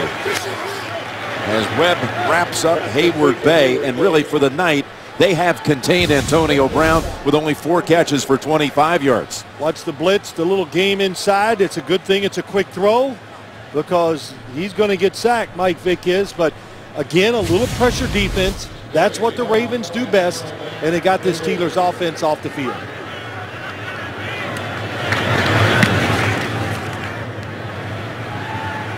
Good hang time with this one. Campanaro at the last minute, backed away. Good. No, that was a good job that time by Campanaro. That ball was moving as it came down, and he knew it. That was going to be a risky fair catch. 51-yard punt. Half a quarter to go. If he can return, not for this play. Ravens from the 12. Play action, dump off, Campanaro. He made a nice little wiggle to pick up extra yardage, and he's within one of a first. A good decision on that fair catch, too. Yeah. Sunday, the NFL on CBS. Everyone in the country is going to get the game from London. Mark the time, 9:30 with 9 o'clock NFL Today special edition. The Jets and the Dolphins from Wembley, and then regional action. Many will see Kansas City at Cincinnati or Houston at undefeated Atlanta. And again, it all starts early Sunday morning with the action at 9 o'clock pregame, NFL Today, and then Jets Dolphins from London to the Nation. They've got Darren Waller now split wide to the right as Campanaro got shaken up on that last play. 2nd and 1, they've got the first, and I should add here that Rashad Perriman, Ravens fans have been itching for their first-round pick out of Central Florida to suit up and play, but he's had this lingering knee issue. He had his knee scoped this morning. Wow. And I'll say this. He's a rookie. I haven't seen him play for the Ravens, but I saw him in college, and he would make a difference on this football team. He is fast enough to give them some easy throws and to help out the other receivers, but we're going to have to do without him for a while. Forsett is over 100 now. And he's adding to the total as he breaks it into the secondary again. For the second time this half, he's brought down by a member of the defensive backfield. 22-yard run behind Yanda. Well, Marshall Yanda right here going outside. He's an excellent blocker, good pass block. He's an all-pro guard, and you see why all night long you've been talking about his name. Zuda also on this play. Zuda, good center, athletic, able to always block the down lineman. But Zuda, so athletic, he can get upstairs and block the linebacker. They got Buck Allen in. They fake to the rookie. And Flacco finds Marlon Brown, who sidesteps one defender and gets pushed out by Timmons.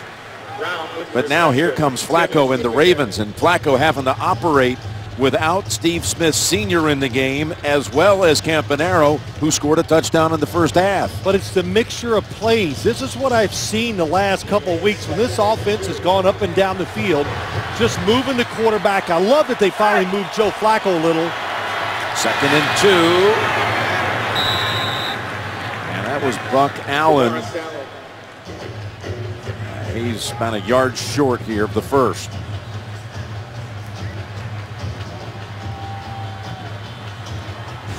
And the Ravens want a no huddle here. They want to hurry to the line. They did this in the first half and were able on 3rd and 1 to pick up the first. They go back to Allen. They're on him quickly, and he is about a foot shy, it appears. Bud Dupree, Will Allen, they come up. Well, that's why they went no huddle, trying to catch him with the quick snap count. And you know, this decision, you don't even have to think about it. If it's short, John Harbaugh is going to go for it. Yep, 4:44 to go in the game. You know, you look at the play clock, 4:44 to go, 2 timeouts, good field position, 4th down. It's going to be short. They ask for a measurement to give Ravens them a little more time. Yep. Yeah, that's right. You can always do that. And that's why you ask for it, to give yourself a little time to let the offensive coordinator look at his sheet, think about what they've done to him in these situations so far today, and then you make the call that is appropriate. Last time, what did they do? They ran a little pick play and threw it to Nick Boyle. If you run it, I would say go off tackle, do not go up the middle, because that's where they're going to put their defense. Ben leading the cheers here in Pittsburgh. It is not Forsett at running back. They went for it on 3rd down with Allen, and now on 4th down they have Taliaferro at running back. Bigger, stronger running back. 4th and inches, sneak time, Flacco, and he's still driving for it, and he's not going to make it. Oh, he's at the mercy of just the spot. That was just not a good quarterback sneak. He got no power, no separation. It's going to be short, it looks like. You know, that was well, you read the defense, even on quarterback sneaks, and they did not read it right that time. Well, they've gambled in this half with a fake field goal on 4th down. They get stopped here on 4th and inches. Roethlisberger's loving what he's seeing from the sideline. Watch Cameron Hayward here. There he goes. Watch how they dive at the center. They're playing quarterback sneak. There's no push and nowhere for Joe Flacco to go. So they lined up in the formation. Pittsburgh looked at it and said, we're playing for the inside run. They lined up the proper way and stopped them on a huge 4th down. Steelers have 3 first downs in this half as Le'Veon Bell cuts back to the middle and takes it all the way to the Ravens 36, going behind DeCastro for 21. Well, David DeCastro, 66, pulls around, makes the block. And just like Marshall Yanda on the other side, the right guard position, terrific night in the run game. And Le'Veon Bell, wow, can he put a foot down and make a cut as easy and as fast as any running back you'll see in this league? The longest play of the evening for the Steelers, their first play of 20 yards. It goes for 21. But let's go back just a little bit. I'm just thinking the 4th down play, the quarterback sneak, they're not that good at it. I don't see Baltimore do it that often. Ball is out. Vic dives down on a loss of 1. Remember, it was 2nd and 2 for the Ravens. Then they ran it 3 straight plays, gained a yard, no gain, no gain. Again, you're the center. There's a guy lined up on each side. Oh, and it's not even close. It's almost like Joe Flacco lost yards. Wasn't a lot of fun for Flacco either. Yeah, it wasn't. It wasn't. But, everybody thinks, oh, we just run a quarterback sneak. It's easy, this and that. Well, Jim, over the years, we've seen so many times there's actually an art to running the quarterback sneak. And, of course, we know the greatest one in the league that's the Patriots and Tom Brady. 2nd and 11. And Bell, he just kind of shimmied right along the line of scrimmage and then waited for something to open and got 6 out of nothing.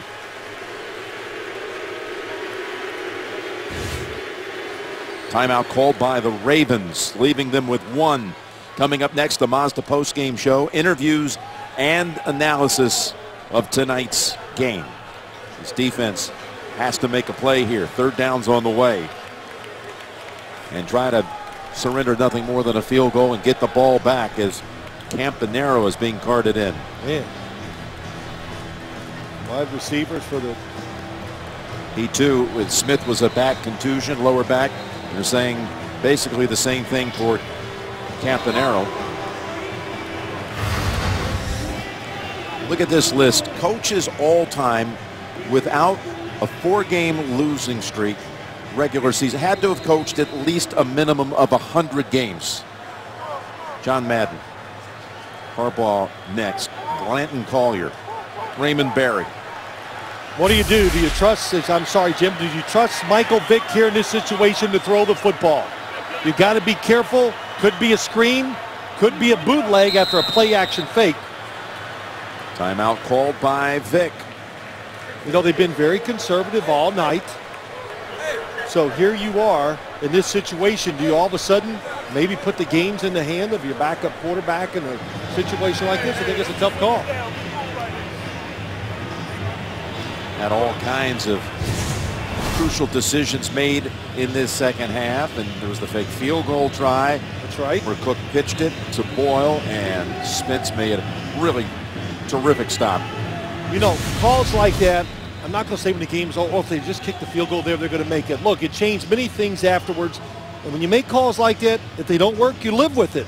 And then you coach accordingly after that mishap happens. And so the situations we've seen here in the game, they've had another couple chances to get more points on the board. And in the big spots, Pittsburgh's defense has stopped them. Now, if Pittsburgh picks up the first down, remember, you got the 2-minute warning, and Ravens have 1 timeout. That's all. So, essential for Baltimore right now to step up and make a stop. Vick across the middle, knocked down, and no flag. Knocked down by Will Davis. How about that? They brought Will Davis and put him in here as the 3rd corner because they said, look, he knows how to defend and make these kind of plays. This is a new role for him. They've struggled with that extra defensive back. It's not gone well. Sammy Coates was the target. They're going to go for a 49-yard field goal. Remember, if he misses here, the Ravens would take over in excellent field position. Little kicking into a little bit of a breeze, probably about close to 10 miles an hour. 49-yard attempt. Scobie's kick. It's no good. The Ravens have life with 2:24 to go. It'll take over at the 30. Here's Flacco with 2:22 to go. Down the middle and incomplete. Trying to go to Williams, the rookie tight end. That last series by the Steelers, they had the football for only 1 minute and 45 seconds and missed the 49-yard field goal. Yeah, listen, the timeouts, good clock management by the Baltimore Ravens. And you know the decision to throw it on third down? Hey, they wanted to win the game. That's what you do. It wasn't a cinch field goal. That's why they threw it. I would have loved to see, I know it's kind of cliche, to get Michael Vick outside, make the throw even easier, and maybe if the defense is not there, he can run the football. So no Campanaro, no Smith on the field. Flacco with pressure. The pass is behind Brown. Well, this is where James Harrison stepped up that time and put the pressure on Flacco. Yep. Coming up on the inside, James Harrison. This is where you kind of earn it. This is the tough spot for defensive coordinators. What do? Do you play it a little safe? 2 plays, 2 blitzes so far by Keith Butler, the defensive coordinator. There's Keith Butler, defensive coordinator. Done a great job tonight helping his defense get pressure on Joe Flacco. 3rd and 10. Cockrell on the blitz down the sideline, and it's incomplete. That's Waller, who was basically their 5th wide receiver, a rookie out of Georgia Tech. Was this catchable? Let's take a look. Well, it's a throw that Joe Flacco can usually make. If he line drives it and throws it behind Waller, it's going to be a catch. But 4th down, no question going for it here. The big thing is, what will the Steelers do? Will they blitz him, make him get rid of the football, or they play it safe and hope to do it with coverage? Now the Ravens would have loved to have had Steve Smith for this series. 4th and 10. Flacco. With time. Now breaking down, and he's taken down by the Steeler defense. John Spence and James Harrison. You said it right. They would love to head Steve Smith. Nobody gets open. Even though they pick up the blitz, Flacco has all the time to throw, but I saw nobody open down the field. It is Pittsburgh's ball, 1st and 10. Please put 2 minutes 4 seconds on the game clock. 2 minutes 4. 1st down, Pittsburgh. Well, Jim, let's look at it. First off, watch the protection. Here it comes across. The running back is going to get the blitzer. That works out. Joe Flacco has all the time. Here comes the corner. Do you see anybody open as he looks? I do not even see any space between the defender and the receiver. They are on lockdown. I want to make a point here. They put 5 seconds back on the clock because the clock kept on running as the Steelers were running around with the football. But that's crucial in this regard. It might allow somehow for the Ravens to get the ball back because they have to run a play now on the north side of the 2-minute warning. They set it at 2:04 on the turnover and downs. And now this will stop the clock after Bell picks up a yard. So the Ravens have 1 timeout left. That was a huge little reset by the officials. Still some hope. To give the Ravens just a little glimmer of hope.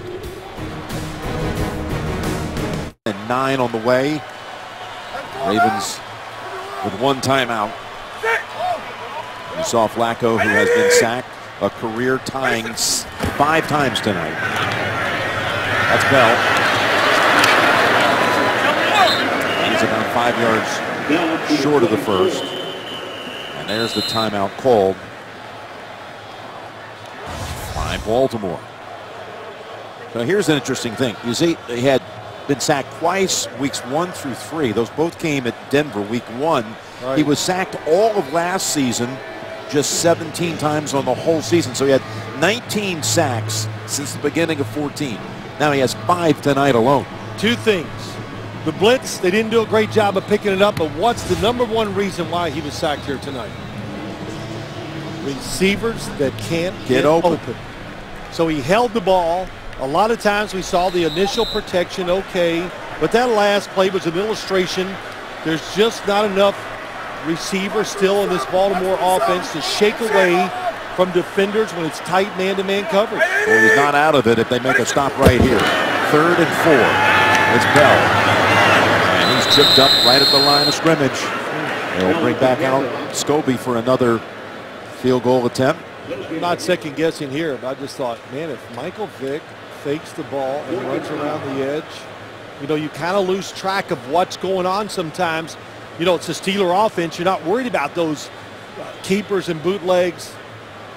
But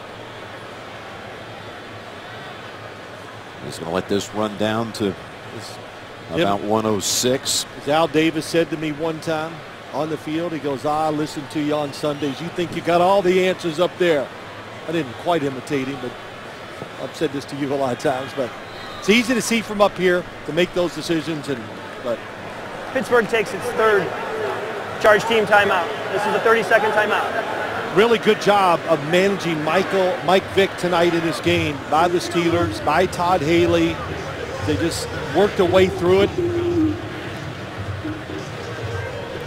Played very safe. Not even really close, was there, of ever making a turnover by the Steeler offense. But now here's again an illustration of why that reset, yes, the clock being reset to 2:04 was so crucial, because now 40 seconds. Yeah, they're going to have time at least to get a few throws down the field. 41-yard field goal try this time for Scobie. Greg Warren, who was brought here by Bill Cowher back in 05. He'll snap it back to Jordan Berry. And this kick is also wide left. There's a little breeze right to left. I've seen it all night when they're kicking the other way, and these two kicks. And that breeze was enough. Boy, does that change everything. Well, Scobie struggled with the opener, missing 2 at New England and now 2 at home tonight. This has been problematic for them since Sean Sweezen tore his ACL in the preseason. They brought in Garrett Hartley, the former Saint kicker. He had a hamstring injury, so they had to make a trade to go get Scobie from Jacksonville. You could see the flags on top of the goalpost. They were out right to left, and that was just enough to take it outside. No timeouts for the Ravens. 1:01 remaining. Middle of the field. And this is Waller. Got to spike the ball immediately. Yes, but they're getting there close enough for 1 or 2 throws to put Tucker perhaps in a situation to tie it. That's 18 yards to Waller, his first ever NFL catch. How about that? Yeah, that's a good job. Just get the play off. I said spike it, but there's a little more time to get in field goal range. Need about 15. Incomplete to Williams. Just every time, not every time, but about 6 times tonight, when they're on the right hash or left, the corner from that side is blitzing. And it made Joe Flacco that time throw the football before he was ready. They are going downwind. We've seen Flacco with heroic moments here in the past. You remember a Sunday night win here, finding Torrey Smith with about 25 seconds to go. Another year, Hushman Zada, he connected with him in the late going. Here with 32 seconds, sideline bound and incomplete. Pressure from Antoine Blake, who was blitzing. Same thing, I just said it. When he's on the short side, he's on this hash. Watch the blitzers come on there, and there's nothing they can do about it. There's just one blocker, the running back, for 2 blitzers. And Joe Flacco, once again, just has to throw it away. Even if he found someone open in the middle of the field, they would have plenty of time to go up and spike it, assuming now it had enough yardage to make Tucker a factor. 12 to 15 yards is what they need. Come after him. He gets it away. The man is there, and the Ravens are going to have a chance. That was Aiken coming down with it. And what a job by Joe Flacco. He stands in there and he takes it and throws a beautiful pass to the right sideline. He knew he was going to get walloped, and he threw a laser right here. Here comes, what do you think? Another William defensive Gay. back? Well, from right here at the 32, it would be about a 50-yard field goal attempt. They have 23 seconds to go. Still time to throw it inside and throw it out of bounds, clock it, whatever you need to do. Low snap, handoff for Set. Stumbled at first, but plows ahead for about 8. Now they have to hurry to the line to spike it. That they do. It'll be about a 42-yard attempt by Tucker, who has always been clutch. You go for the kick here. I'm looking over the sideline thinking they're not going to try to run another play, I don't think, with no timeout to get 5 yards closer with a quick out. I would not even have taken that chance. And you see, he's got a little wind at his back. Love it. You can you look at the goalposts. You see the little flags on top moving left to right. 42 yards to send this game to overtime. Kick on the way, and the kick is good.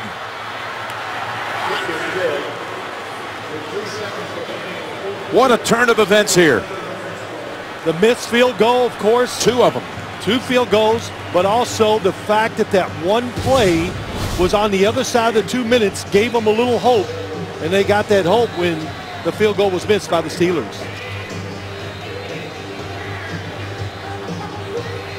Man. Well, that was some drive, and it was not easy to get it down the field. Joe Flacco did a good job throwing the football away, and finally got that one chance to make a play, and he made the big throw to Aiken. This is a Baltimore team that was so backed up at 20-7 down in the 3rd quarter. They put up the last 13 unanswered, and somehow, with no timeouts, and your best wide receiver on the bench, and maybe your 3rd best target, Campanaro, knocked out of the game. Flacco's able to make a couple of throws. He gets the one to Aiken for 20. Find a way to win this game is what they're hoping. Get these days off and kind of redo or go over the thought process, what they want to do as a team. And, you know, of course, the hope they would like to do is improve these next 10 days. Passes past Archer, and the Steelers will have to snap it once at the 20, and then we'll find out about who's going to get the football in overtime. But you know, you watch the Ravens team as closely as we do through the years. They've had some never quit games before, of course, the mother of them all being the miracle at Mile High. That's true. There was a 4th down and forever situation a few years back as well at San Diego, when Ray Rice took a little pass across the middle and was able to weave past the whole. Propelled them to the Super Bowl, didn't it? Yeah. It did. And we were here when Joe Flacco made a beautiful throw in the back of the end zone to win one of the games here late in the game.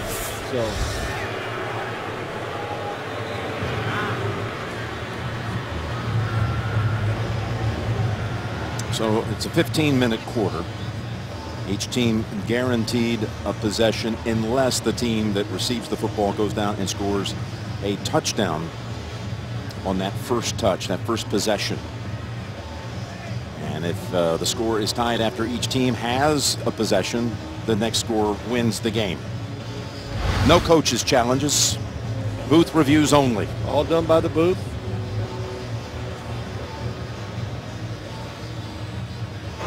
Okay, gentlemen, here's the situation in overtime. We'll play up to 1 full period of 15 minutes. Both teams will have an opportunity to possess the ball. If the first team on offense scores a touchdown, the game's over. If the defense scores, the game's over. You each get 2 timeouts, and all replays will be handled upstairs. You good? Yeah. Good? Good. Okay. Baltimore, you were the visiting team. The breast cancer awareness symbol is heads. The T side is tails. What's your call? Tails. Tails is the call. It is heads. Pittsburgh, you win the toss. You want the ball. Pick that way. Pittsburgh wins the toss. Will receive. Good luck.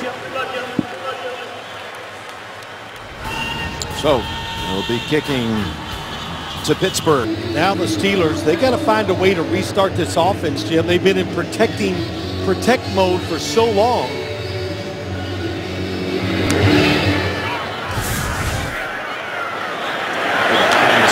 So it's going to be returned by Archer. And Archer with an excellent run back to about the 31. Brought down by Marlon Brown. Yes, this offense has been pretty stagnant in the second half. Well, they have. They got the turnover, got the touchdown to start the third quarter, but just like I just said, they've been protected, they've been very careful. And sometimes this is where a coach earns his money. You got to have a drive starter, something that's a screen, maybe something the defense hasn't seen to get this offense moving again. They've had 62 yards of offense since halftime. The drive started. They go passing, and that was very well covered, so it goes into the ground. Otherwise, Webb was in front of the receiver, Hayward Bay. Oh, yeah. Darius Webb, he had it. He was going to cut in front of the receiver, and maybe Michael Vick saw it at the last second and threw it short. Well, Darius Webb, 21, bottom of the screen. Reading the quarterback. Oh, nice break, and he has read it well, timed it well, and was in position to make the play. Antonio Brown at the top of the screen, 4 catches, 25 yards. He's had this long streak of at least 5 catches for 50 yards going. Here's Bell breaking the tackle and then tries to high step it to juke the defender. Big break though. Breakaway run that is by Bell for 22. Changes everything. It's going to be 3rd and long. Nice job by Dumerville. They're outside. You see Lewis the safety, and then nobody makes the tackle. And you have to really think, here we are tonight, Thursday night. Are players getting tired? Is that why they missed the tackles? Boy, excellent job that time by Will Hill bringing it down before he cut it back for even more yardage. And the Ravens have now allowed a 100-yard rusher for the first time in some 2 years as Bell is over 100. And he's got another good 5 or 6 right here. He's at about 124 now for the night. Well, you look at this, you know, nice first down by Le'Veon Bell, just making plays with his talent. But look at it from the Ravens defensive side here. Always remember this new overtime rule. You don't have to gamble here to keep them out of field goal range or anything like that, Jim. Just make sure you don't give up the touchdown.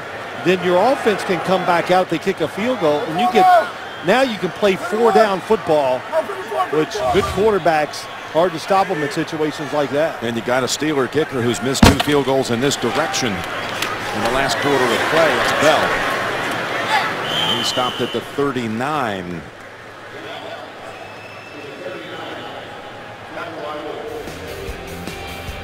Now the first one was from 49 out, and it drifted. The wind was pushing it that way. And the second one was closer, and it too was off the mark left. And they've got a 3rd and short here. 3rd and 2 on the way.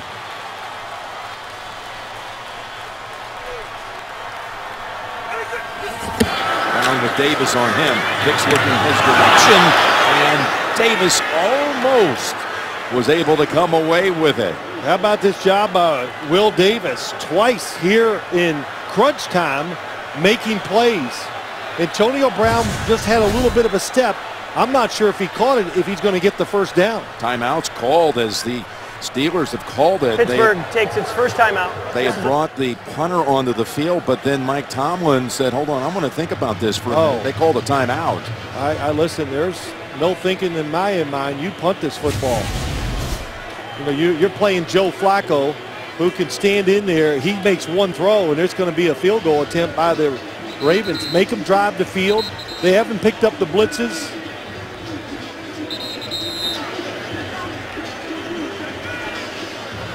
Well, the Pittsburgh offense is still on the field. Look, I can't imagine they're going to try for it. My guess is send somebody in motion, snap count. That's just my thought.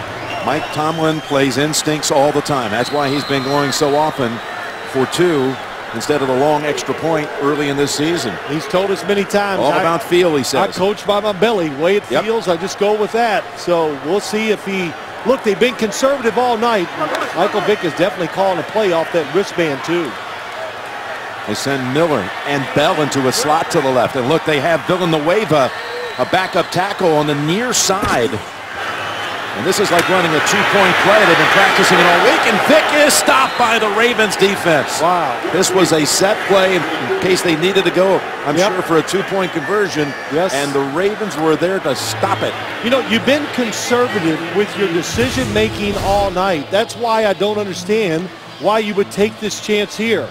And that is a really good job on the outside. Elvis Dumerville, Jimmy Smith, they got the edge.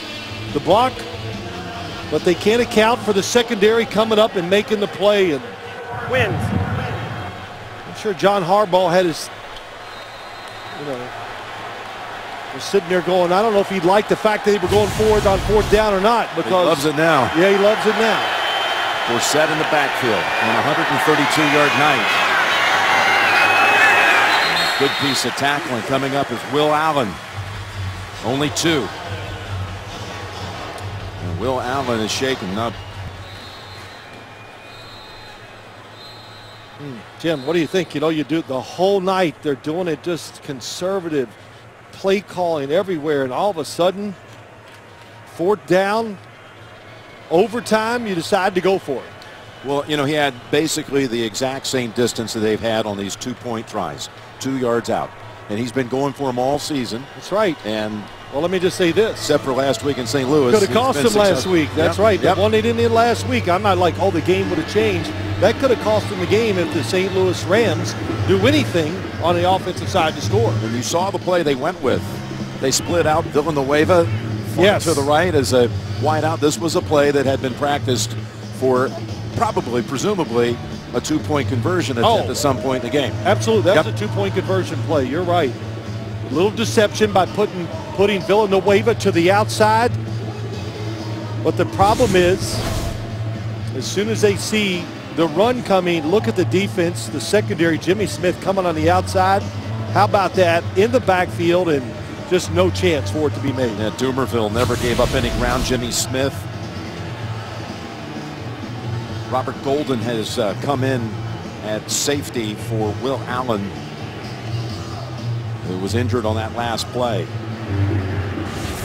I say all these things. I would love to see the Ravens play action, do whatever, make sure you can block it up and give Joe Flacco, give these receivers, and they need the extra time to run down the field, maybe to make a move and create some separation and give him an easy throw.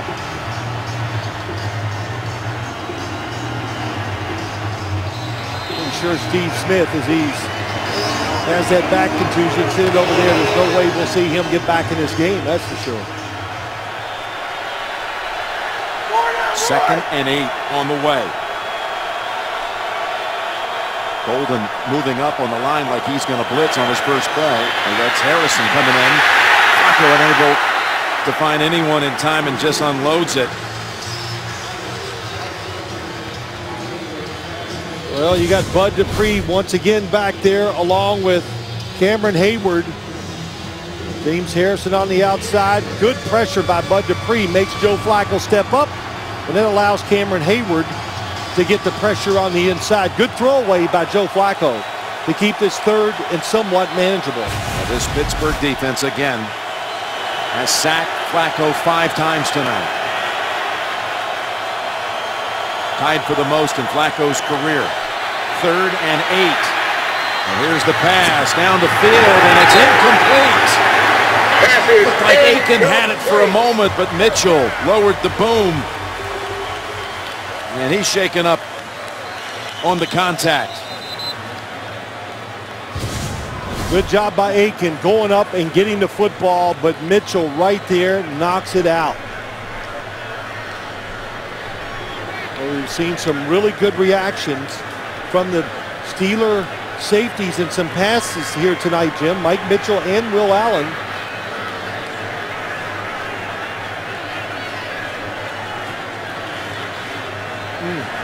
Mitchell shaken up and on the Steeler sideline, about 2 yards off the field. Hook is out to punt. Antonio Brown, who's had the quietest game in the last 2+ seasons tonight.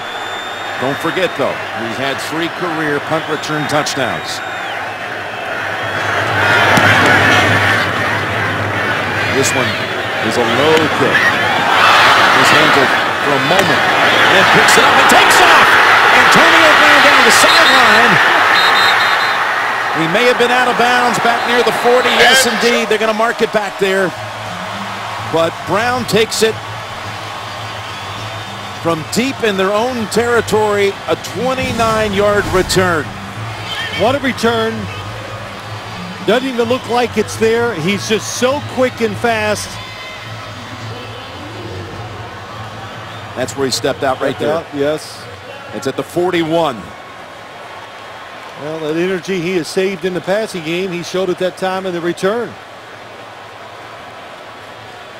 It just kind of shows you how an offense, there he is where he steps out, how an offense changes with quarterbacks.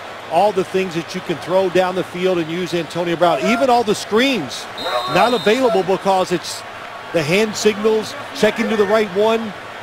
Too tough for Mike Vick to do in short notice. First down, Vick. Vick throws and he's got an open target. And there is Antonio Brown with his 5th catch. Watch him go down the field.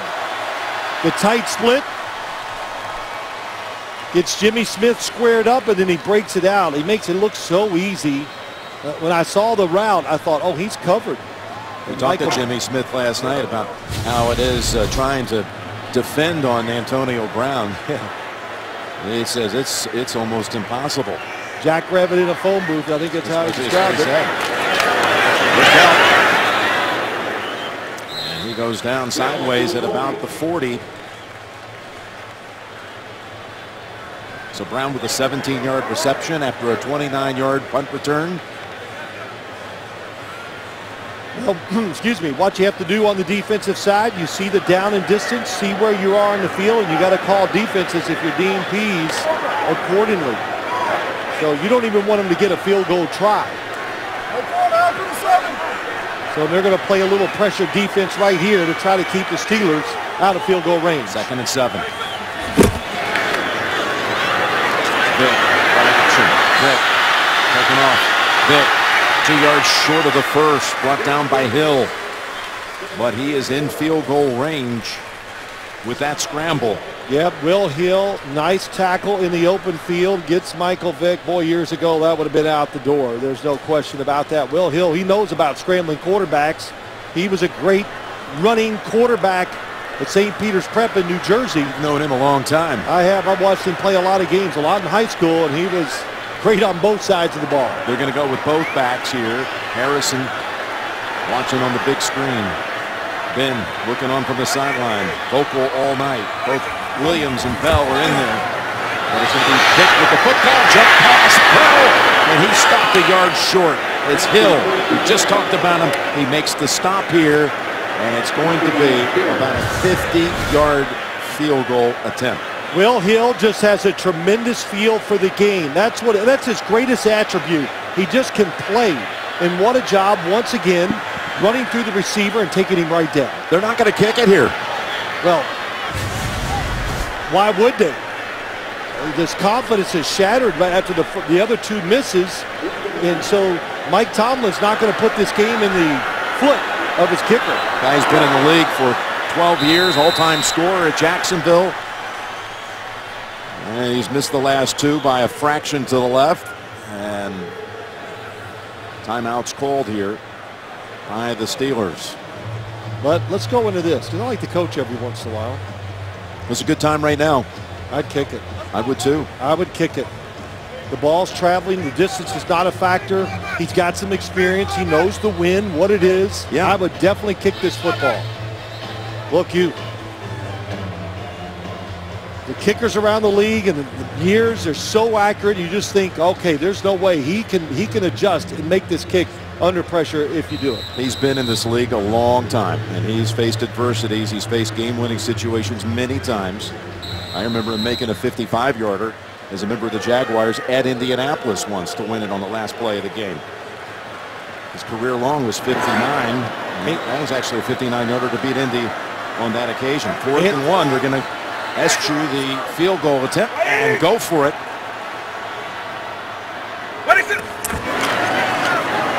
Another big gamble on 4th down, and it's incomplete. Wow. Ravens take over. Had him. He's wide open. Michael Vick never got squared up and got in position to throw it out there in front of the receiver. He was kind of in the way. That's why the football went high and was a little off target. Tough throw. You got to really spin the body. Just never gets out of the way of it, off balance, and that's why the throw was off target. And there was Jimmy Smith to shove him to make sure that was not going to be a catch. And what do you think of Harbaugh's was thinking when they didn't go for the field goal? I'd like to know if he does find a way to win this game, what he's going to do when it's over. There's got to be, they just hung on, found a way to be in this situation. Ravens need about 30 yards to set up Tucker, and that's not a good start to this drive for the Ravens as Hayward and Dupree double up on Forsett. Boy, Cameron Hayward, boy, he's having some night. They expect him to be a great defensive end in this 3-4 front. And every time we talk to the coaches, they talk about he just keeps improving, getting better. And they need one of these defensive linemen to become a force, especially going after the quarterback. Will Allen, who was shaken up before the safety, he's back in. 2nd and 11. They go to the ground again. And there's a hole there for Forsett, who slides near the first. Let's see where they come in. They got him about a foot shy. No, it's not a first, Justin, even though you signaled for it. They're going to mark it just shy of the first. Well, they just watch the push. Yonda, Wagner, everybody, Zuda, the center, all getting good blocks. The backside, they're pushing it down, so if they run left, it's the right side pushing, and those cutbacks have been a big part of this offense for the Ravens tonight. Won't be no quarterback sneak here, Jim.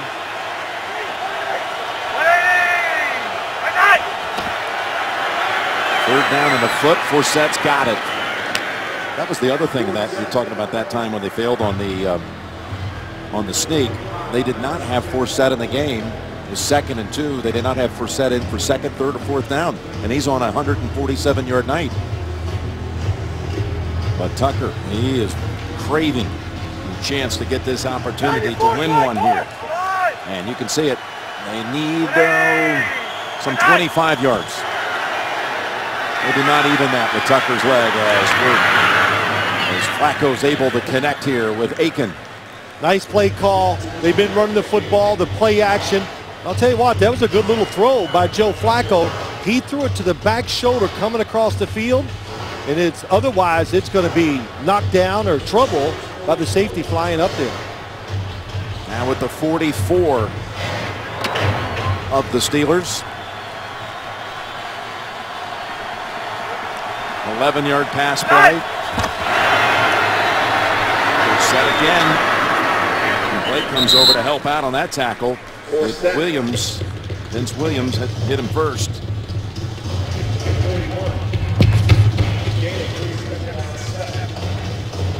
Boy, Forsett, 26 carries, 150 yards.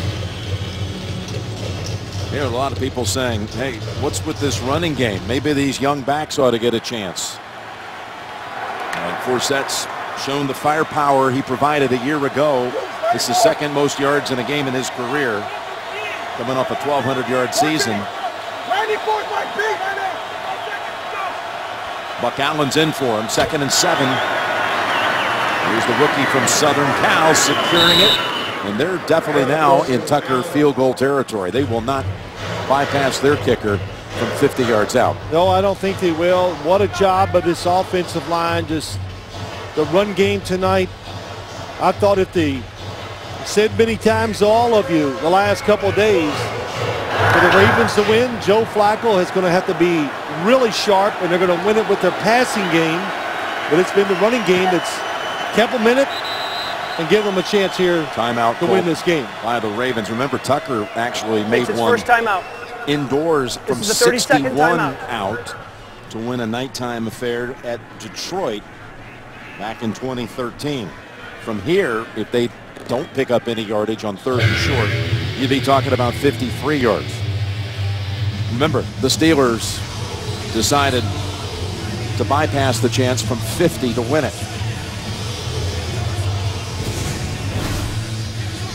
So here's that play on 4th down when they decided not to go with Scobie.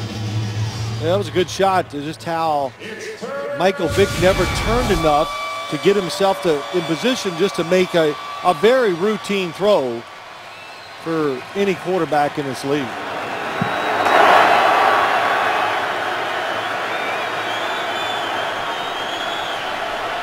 Third and 1.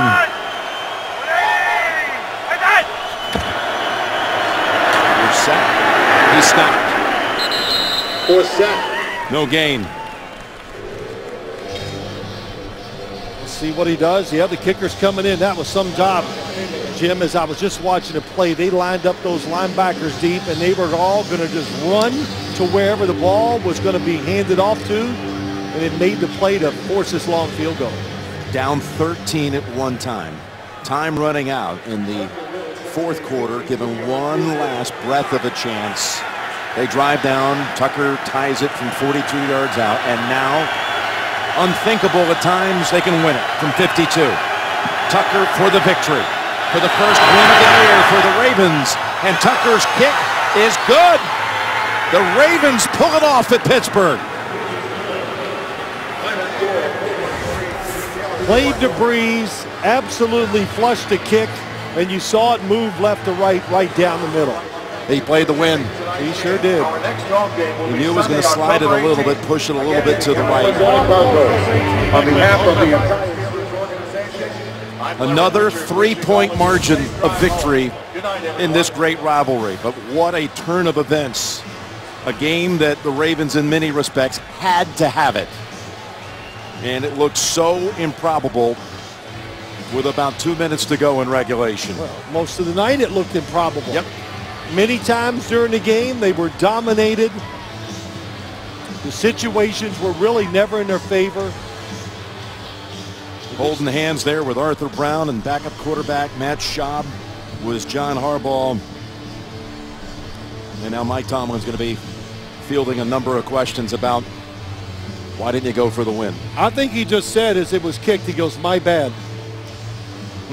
Read his lips. I'm not saying, it looked like he said my bad, and it has to come back to that decision to go for it.